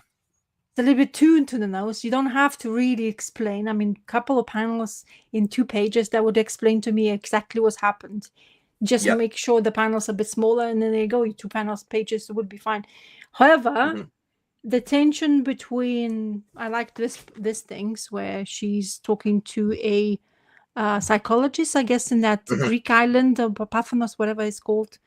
And I really like this conversation between, and I really like the way he chose to continue with the panel scenes. that really lend itself for attention and seeing like she's desperate to have that sister helping.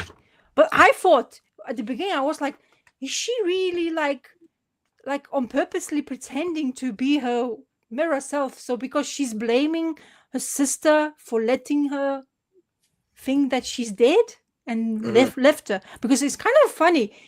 That's your sister, your twin, and you walk away from Scarceness as a bad woman because she died. She was total shock, and you end up going back home to daddy because you can't deal with that, and you never went back to check on her own family. That was a bit weird for me. That's the only thing I could say I didn't really enjoy. But then, of course, afterwards, okay, she's trying to help her now, blah, blah, blah, or kind of everything, whatever it was going on with her and what we found out from issues 5, from 1 to 5, it's completely explained. I didn't know that she has a tree in her lair. That was fantastic, to be honest. Yeah. So yes, artist-wise, good choice as a replacement because he's really, really good at it. But how sinister and how crazy her other twin is telling quite nicely in here as well. It tells you how deranged that sister is. And we know, I don't remember why she's so deranged.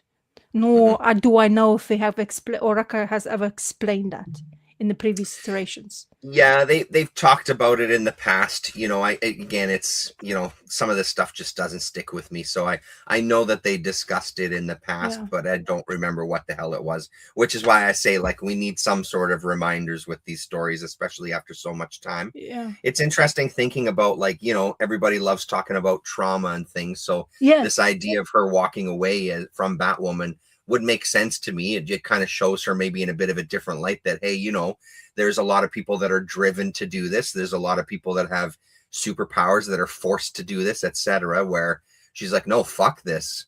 This was traumatizing. My sister's fucking dead and it's my responsibility and yada, yada. So I ain't doing shit. I am going to go home to daddy and I am going to lie on his lap and cry and just try to forget all of this shit, you know? So I can see that. And the idea of like the through the looking glass Alice in Wonderland is kind of interesting. Again, I'm getting kind of, especially in here, that's one of the things where it's like maybe a little bit too on the nose, having her literally looking in a mirror and seeing that reflection. It's like, okay, I think we get it now, you know, like we understand, but playing into that theme a little bit, like really leaning into it. Hello, Damien, how you doing? Hello. Yeah. Yeah, I mean, I still really like it though. Issue 6, I'm still on board for sure. The only problem is it's gonna be event book for next month. I know, fucking horse shit. So when I saw it, it's like, and I was looking, it's like, oh yeah, this is included. It's like, oh, of course. And that's the problem with books, like, you know, like you're reading, you're enjoying it, and it's just gonna get into that Bad Seed event book, right? Yeah, and I mean, again, it's, you know, I know that there's a lot of people that like it, but it's, I don't know, man. Not that you need my money specifically, but it's that kind of shit that's just like, I guess I'm out, you know, like, here you go, fucking it up for me again, like the casual reader that you want to try to like retain. You want to try to retain people on your books. It's like that kind of stuff is just like, that's why I haven't read, part of the reason why I haven't read maybe more Batwoman books over the years, because of all this other stuff getting in the way. It's just fucking boring as hell. Are they trying to do this because it's gonna be basically end up just before Halloween? Is this what they're gonna do? Because the way they start, one long dark night in Gotham. Yeah. So it's like Halloween, you know, like long Halloween kind of stuff. The only thing that gets me mildly interested in it is seeing the Parliament of Trees in that little preview in the back. It's like, oh, Parliament of Trees. Maybe that'll be interesting. And then I really think about it. I'm like, fuck no, it's not going to be. I'm going to have to buy all the books and it'll probably suck. So don't even worry about it. The only thing I would be probably interested in Poison Ivy part, because I always enjoy Poison Ivy, whatever that comes into, you know, I just like the character itself. But a part of that, I don't want this to be spoiled, but I guess... I think we're gonna, what, 1 10-week event. That means one issue, right? Just one issue. I I guess sure as hell hope so. And I mean, I think back to even stuff that I have in the bins from a long time ago, like when that Millennium thing was happening. yeah, Yeah, it interrupted the series for like an issue or two. yeah, Excuse me, but it did eventually get back to it, and it didn't. I think the thing that's more jarring these days, it's part of me, that these events come in and they tend to like not only derail the story, but then also mm-hmm. they're not doing 100 issues of a Batwoman book anymore, right? So it's not like after Yeah, this event we've still got 86 issues of Batwoman that we're going to be. exactly, It'll because be she's split not. off. It'll be recreated. It'll be put Yeah, in a different world, and it's like, dude, just. Which is why I'm excited about this one being at issue 21. uh-huh. 21 already, right? And it's a continuing story. Like, give us 100 issues of something. Like, just fucking continue it. Bring Yeah, in new artists. We can handle it. yeah. Well, the thing is, it's all about other part of it, sales. And well, like characters like Batwoman, you'll never expect them to go anywhere further than 20 issues, right? Are you expecting further than that? I don't think like No, I'm absolutely not these days. At one no. time, yeah, for sure. I mean, Yes. there's a part of me, like I said, there's a part of me that wants that. I Yeah. really like that Yeah, idea, yeah, but yeah. I I know do I as well. don't Yeah. expect it these days. No, not at all. Not Batman, even. yes. Batman I'm is the number surprised one. if it goes like I'm surprised that this one's at issue 21. Like this Mhm. is it feels like to me this is an anomaly that it's Well, going to go this long, right? So, yeah, it's funny. They had it even longer. 150 was yeah. 150, which is Yeah. crazy number in general. Yeah. So I have Batman. Mm. And this is apparently first appearance of Absolute Clayface. Cha-ching, cha-ching. Yeah, because there's the TV show, whatever movie coming out. I don't know, whatever. And Mhm. here we're having a Pennyworth's daughter's disapproval of Daddy's decisions to stay, because Daddy is a spy in this Absolute universe. He's spying on Batman. Is Batman aware? No, I don't. That is not until like this issue. And in here we're having him, Pennyworth is having coffee with his daughter, and he's basically telling daughter that he's chosen that he's going to stay here now. And she's like, well, you didn't stay for me. Like it's family dynamic situations going on here. Nice to see that Mr. Dragotta is back on art, that's what I really tends to make me more excited. There's a death in this book. I'm not sure if I want to show the spoilers, but I can, I guess. It's been around. So that's a saucy I looking mean, Dick it doesn't Grayson. doesn't faze me if you do, to be honest. Yeah. So saucy Dick Grayson in here having a shower. They all having conversations because they're on a hunt. They are having a bit of a reprieve. But there's also one guy who's never ready to sit down, and he's like, I'm going after Batman. He's like, come on, everybody, let's just go get going. And they kind of ends up going by himself, and their situation happens afterwards. So yeah, the conversation with the Pennyworth. I'm a bit confused with this part where that's Batman, Bruce Wayne going after some crook. I got a bit lost in that sense. He is not having good time. So now, because of his accusing of killing Gordon, he has this conspiracy theory going on in his head. All the bad guys, who's his buddies, who's trying to help each other, they see that Batman is going a little bit over the board with all these situations. He thinks that they're not helping. They're just trying to tame him down. And the straw man does everything, whatever. He's starting to put things together where the straw man and Joker is kind of involved in this big corporation, because don't forget, Absolute Batman universe, Joker is very filthy rich, opposed to Batman in this universe. So that's what's intriguing. And then there's this scene where this kaiju, one of the kaiju, so Red Hood is in this kaiju thing, and he's going after Batman.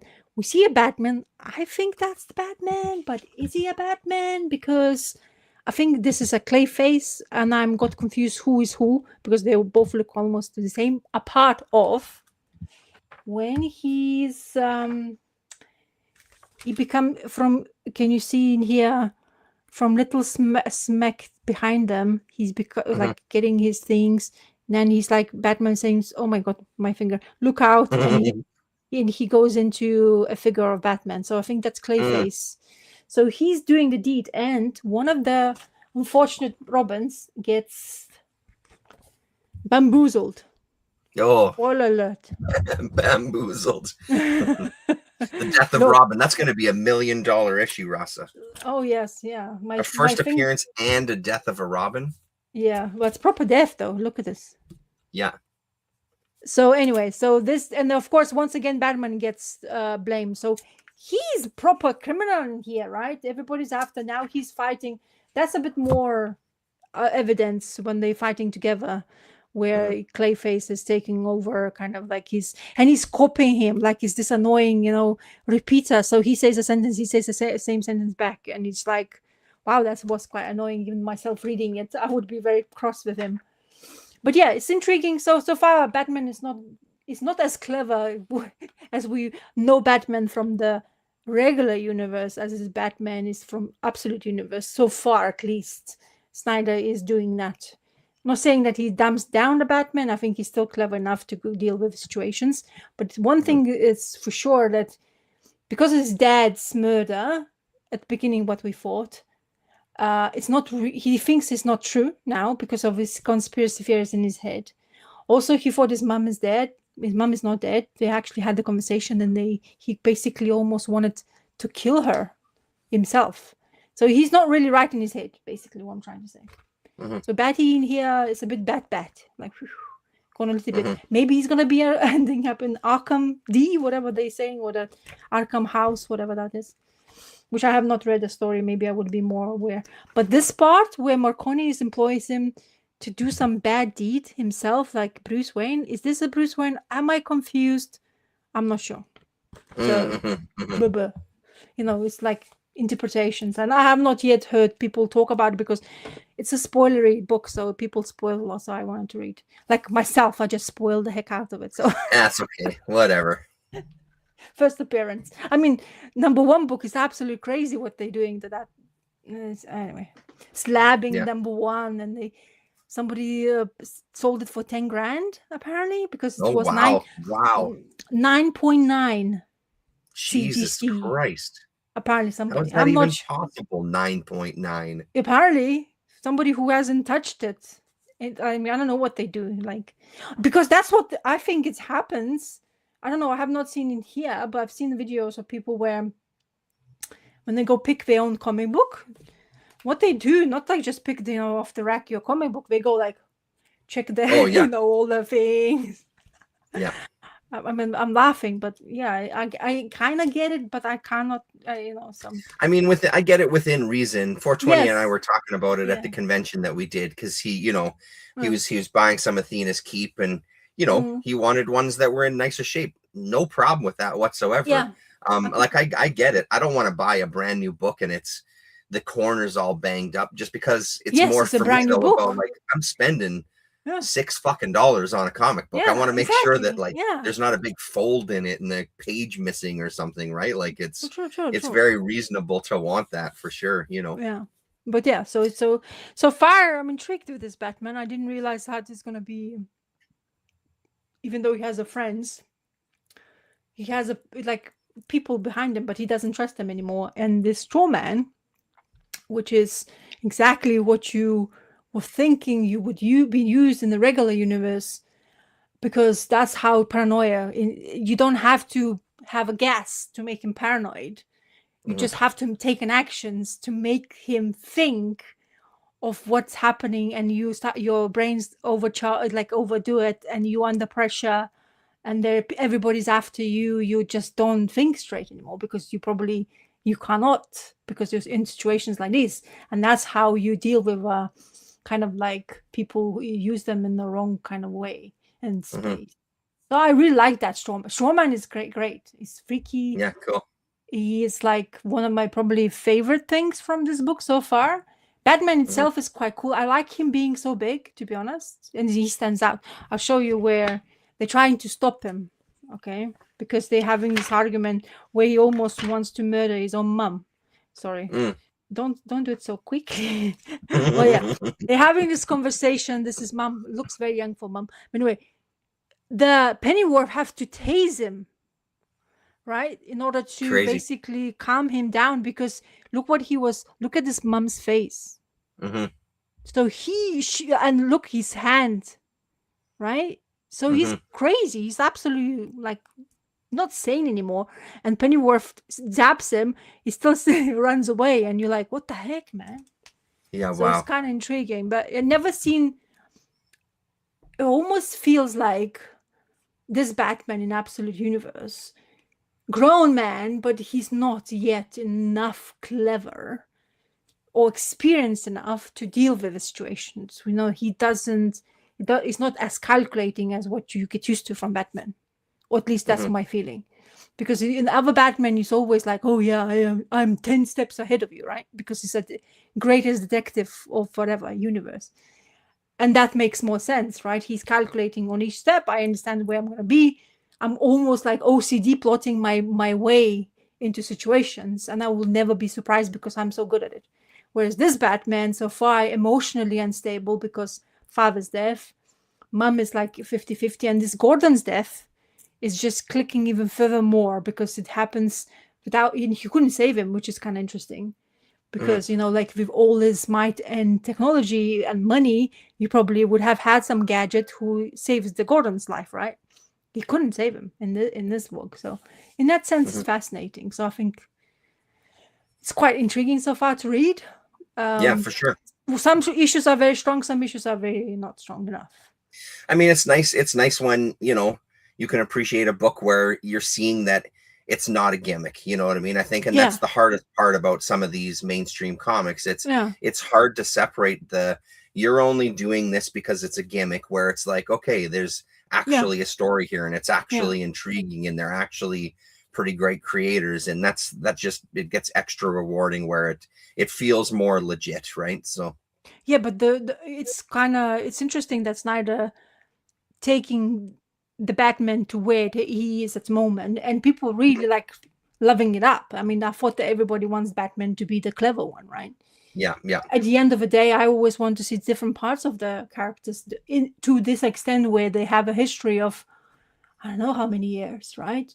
So it's interesting so far, and it's winning people over. Like people are getting into it again, and they buying it, and they going. Of course, that other part of where number one issue goes to to extent of no return, and people are continuously wanting spend money on that stuff. That's a bit, because it doesn't lend the hobby itself really well, right? Mm-hmm. Because people become a money grabbing machine kind of thing. Mm-hmm. Yeah. But so far, like listening to people, myself reading it, and that's why I'm reading it, because I'm fascinated, because like if it's a little bit different sense of Batman, and I like that part of like where he's really not there anymore, like he's really kind of like going mad a little bit. Mm-hmm. And if they're gonna put him in Arkham Asylum, wow, that would be great for me, because I would like Mm-hmm. to see it. you Yeah. know Opposites, right? Because you have the Joker. The Joker doesn't not really so far. A couple of issues we found out that he's this conglomerate guy who has monies in each company, and that's what Batman is like. Who he's saying, anything I'm opening, it's this name, and it's like cover up of cover up, because that's company owning this company, but it's behind like those shadows kind of thing. And he's Mm-hmm. keep Mm-hmm. on unraveling this information. But that Joker, what you used to from regular universe, where he's like, I'm gonna go after you, and they have confrontation between two of them, yet to be seen. I mean, there's one of them confrontations, and that's it, which is kind of refreshing, right? Because they always marry two together all the time. So in that sense, Yeah. it's good to read. Yeah. Cool. Hmm. I got to wrap it up soon here, but just to quickly talk about just a Yeah. couple of books. Finished Ooh. Laundryland now. So Okay. issue number 4 was Laundryland. one of the books that came in from Lone Star. Oh And yes. honestly, man, I'm so glad I gave this a shot when I got that first issue. Uh-huh. It's a really just wonderful 4 issue series here. Like, it's genuine, it's fun, it's not super elaborate. It feels kind of personal, the art is pretty fun. I like the kind of bold black lines on stuff that look more like Sharpie down on a page and It things. does look like it. Yeah. This one also has, they go to see a band, and I'm still amazed. I know I've said it before, but I'm amazed at how much kind of Brandon Graham style is like in a face like that. That is such a Brandon Graham kind of character looking there, that look on her face and the way her lips are drawn and things. This one has a moment with kind of a guest artist when they go to see a band play. I mean, look at these buildings just kind of blocked in, right? Super cool. Just really cool. So they go to see a band, and you turn the page. What's the band called? And they're called 2-Page Spread. So then you get a nice 2-page spread of the club that they're playing at and things. And that's a good name, it's actually. it's so much fun. It was such a good series. I don't know, man. I kind of wish that they would have done more with this. I kind of wish this was a little more long running. I just feel like there's room for a lot of cool stories. I mean, it's a laundromat is basically where she works at, right? So you can just all these opportunities for people to come in, interacting with the city, interacting with your neighborhood. So such a good ending, but I'm genuinely sad to see it go, because I really like that. So if it's one of those, if you see it and it's cheap, don't even hesitate. I don't know if it's ever been collected or anything, but it's well worth it if you can find it out there. It's one of those books, though, one of those Fantagraphics books that I feel like, I don't know, there wasn't a ton made, so I think when you do see them, they're not necessarily cheap, Yeah.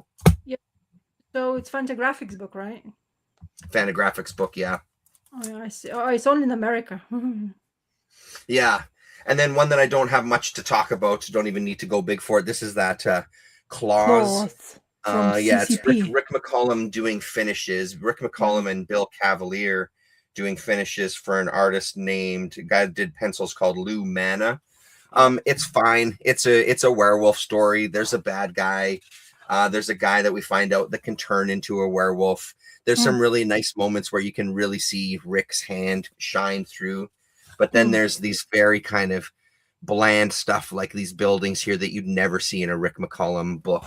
That sort of, I don't know, make it an odd mix for sure. But there's nothing super mind-blowing about this. I think the most intriguing thing about this book is at the back, they've got a bit of a catalog for stuff that was coming out from Conquest.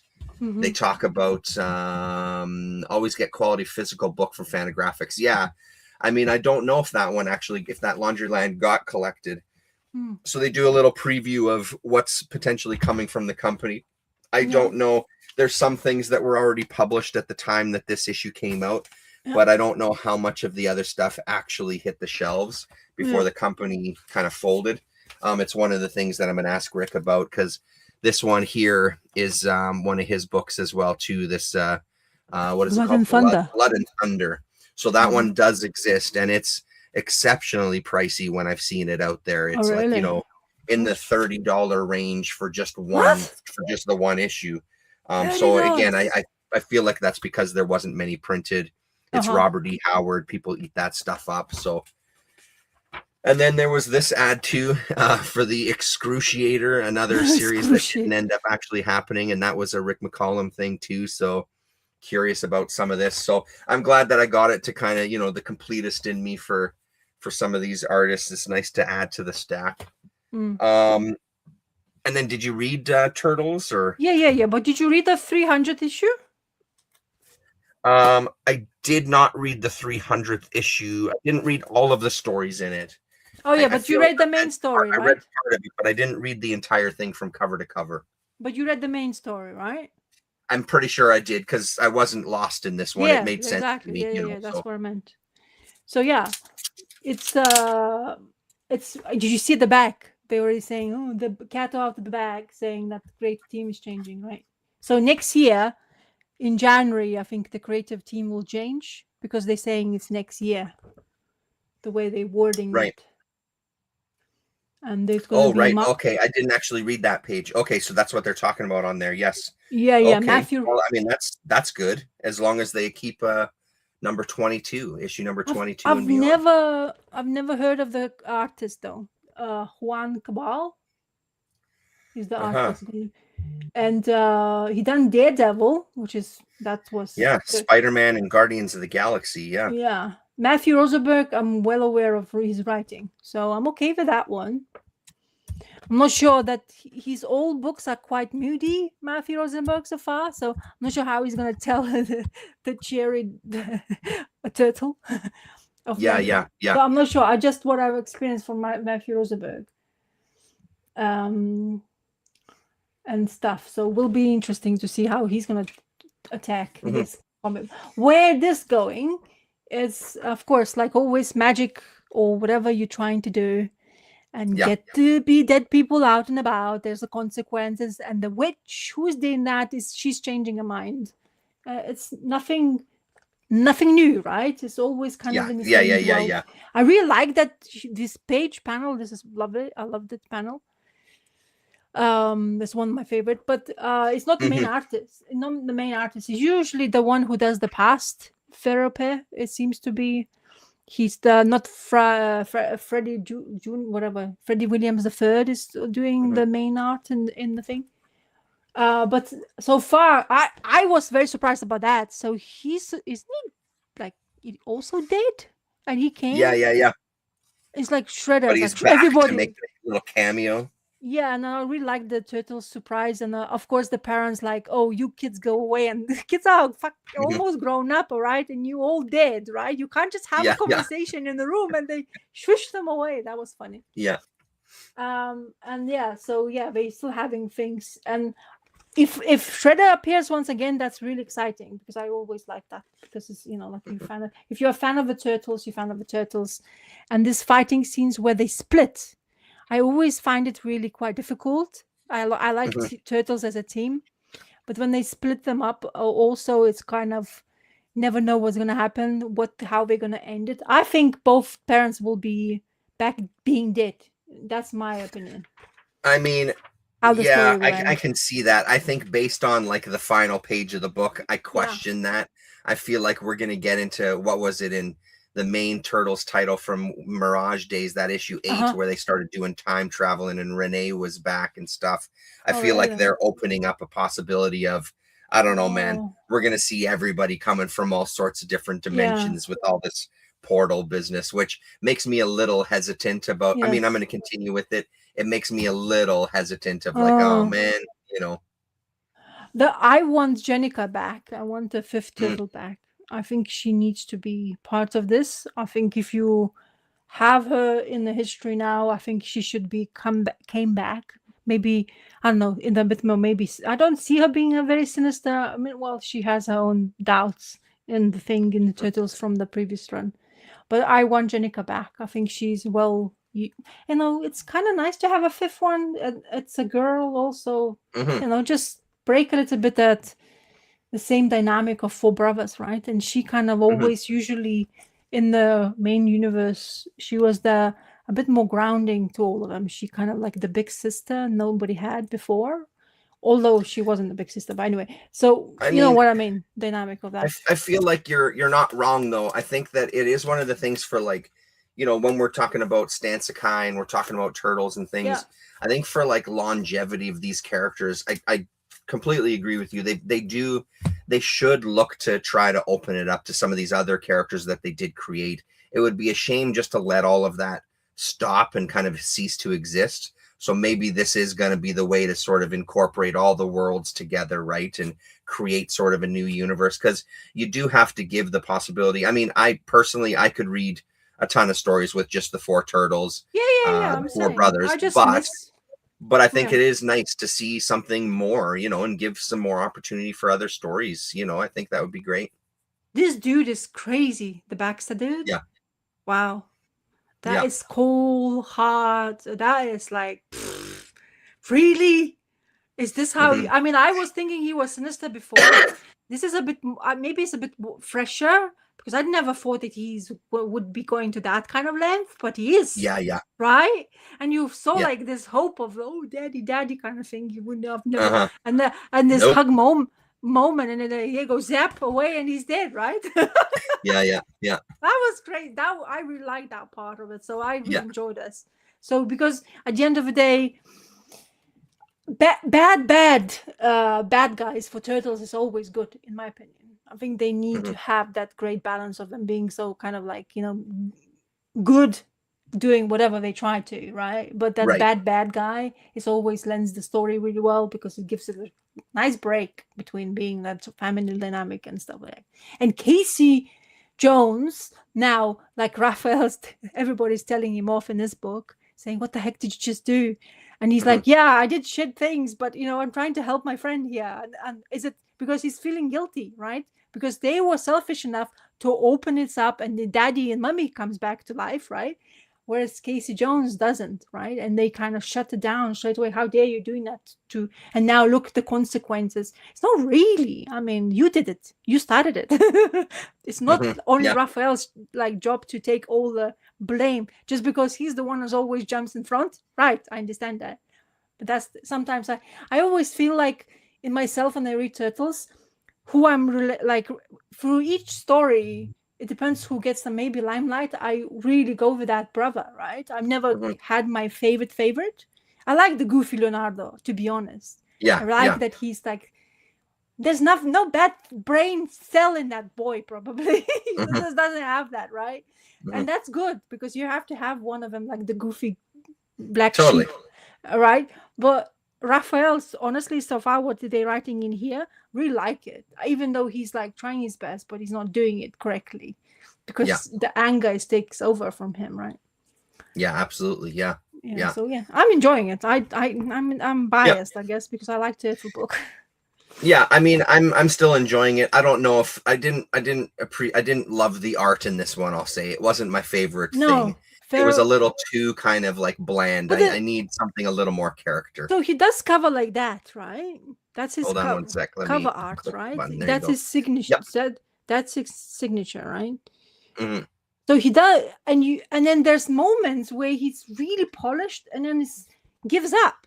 Like it becomes very muted again. And it's like, it's so inconsistent. I don't know. Is the timing maybe?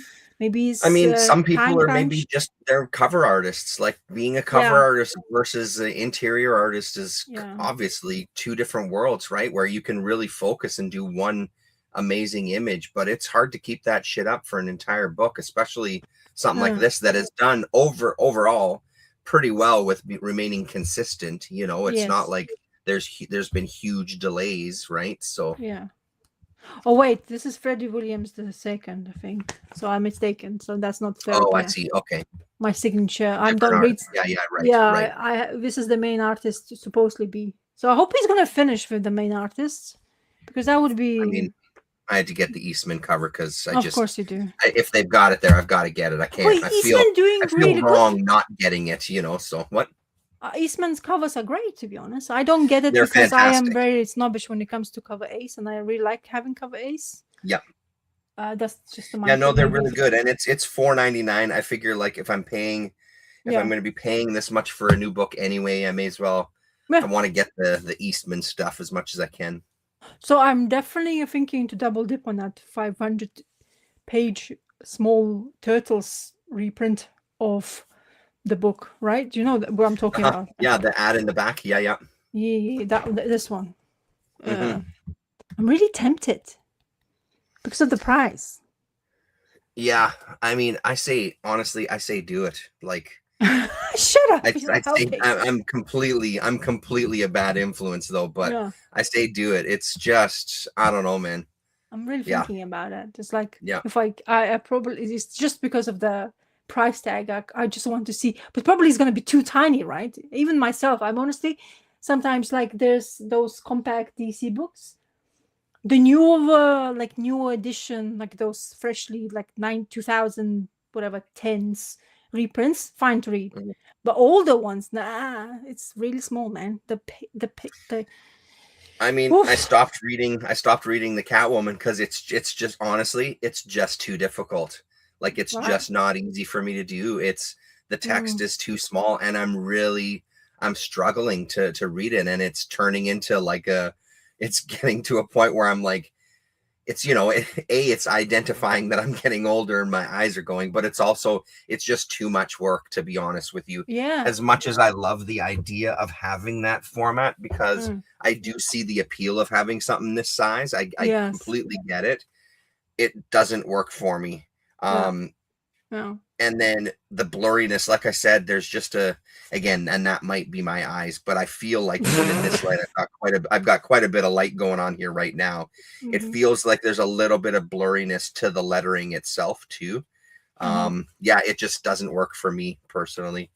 Yeah, I am problem like, yeah, some like I'm getting to that as well. Like I'm slowly reaching. I was like, ooh, that's not good. Yeah, I have the those already 2 versions. bifocals. Yeah. When they told me I have to have, it's like, Yeah. what? Already? Here, before we sign off, I'll show you this. I found the variant cover artist. His name is Adam Cyber is his name. Okay. Oops. And then here's a kind of look at some of his art. Is that showing up for you? Not yet. No, it's not. Add to stage. There we go. So he's got a art station site where there's a lot of stuff, mature content you got to sign in, but you can see the kind of stuff that he does. It's got just a real nice character to it. It's got a real nice look to it. I love. Big fan, man. Instant fan. Okay. Very curious to see. Yeah, mature content, mature. There we go. Okay. Yeah, I mean, look at this shit. Your centipede. Your centipede theme. Look at this, man. It's wild. So what does he do? Just cover art, right? I think just an artist from France. He's a French artist. I don't know if he necessarily does covers. I think he just does art. Tosi, that right up your alley. Oh, dude, that's too much for centipede. Are you trying to put? Yeah, it's too much. Yeah, I'm gonna go freaky in my head. Yeah, I'm not a fan of this. So yeah, super cool. Oh wow, that's built. Look how ridiculous that's also borderline ridiculous, which I also love. That feels like a very much a throwback to the 80s. Yes. So yes. Yeah. Yeah, that as everybody loves the 80s these days. Anyway, so pretty cool. Skimpy. Yeah. Oh, cool. That's not bad, man. Yeah, cool. What? Right on. Thanks very much. I'm glad that we were able to do this. I think, that worked out very well. It's good timing. Fantastic. Yeah, I mean, I'm probably okay for during the week next week as well too. So that might actually work out better. Yeah. No, but it's less kind of like whatever. Let's go take it easy, and whatever happens, right? Sure. That sounds good. Okay. Thanks to everybody that hung out. Jeff McLeod, Comics Progressive. Damien was here. Who else was here? Ritzy 8020. Thanks everybody for tuning in for a bit. Good to see you. Yeah, that's it. We'll see later, people. Choo. End stream. Cool.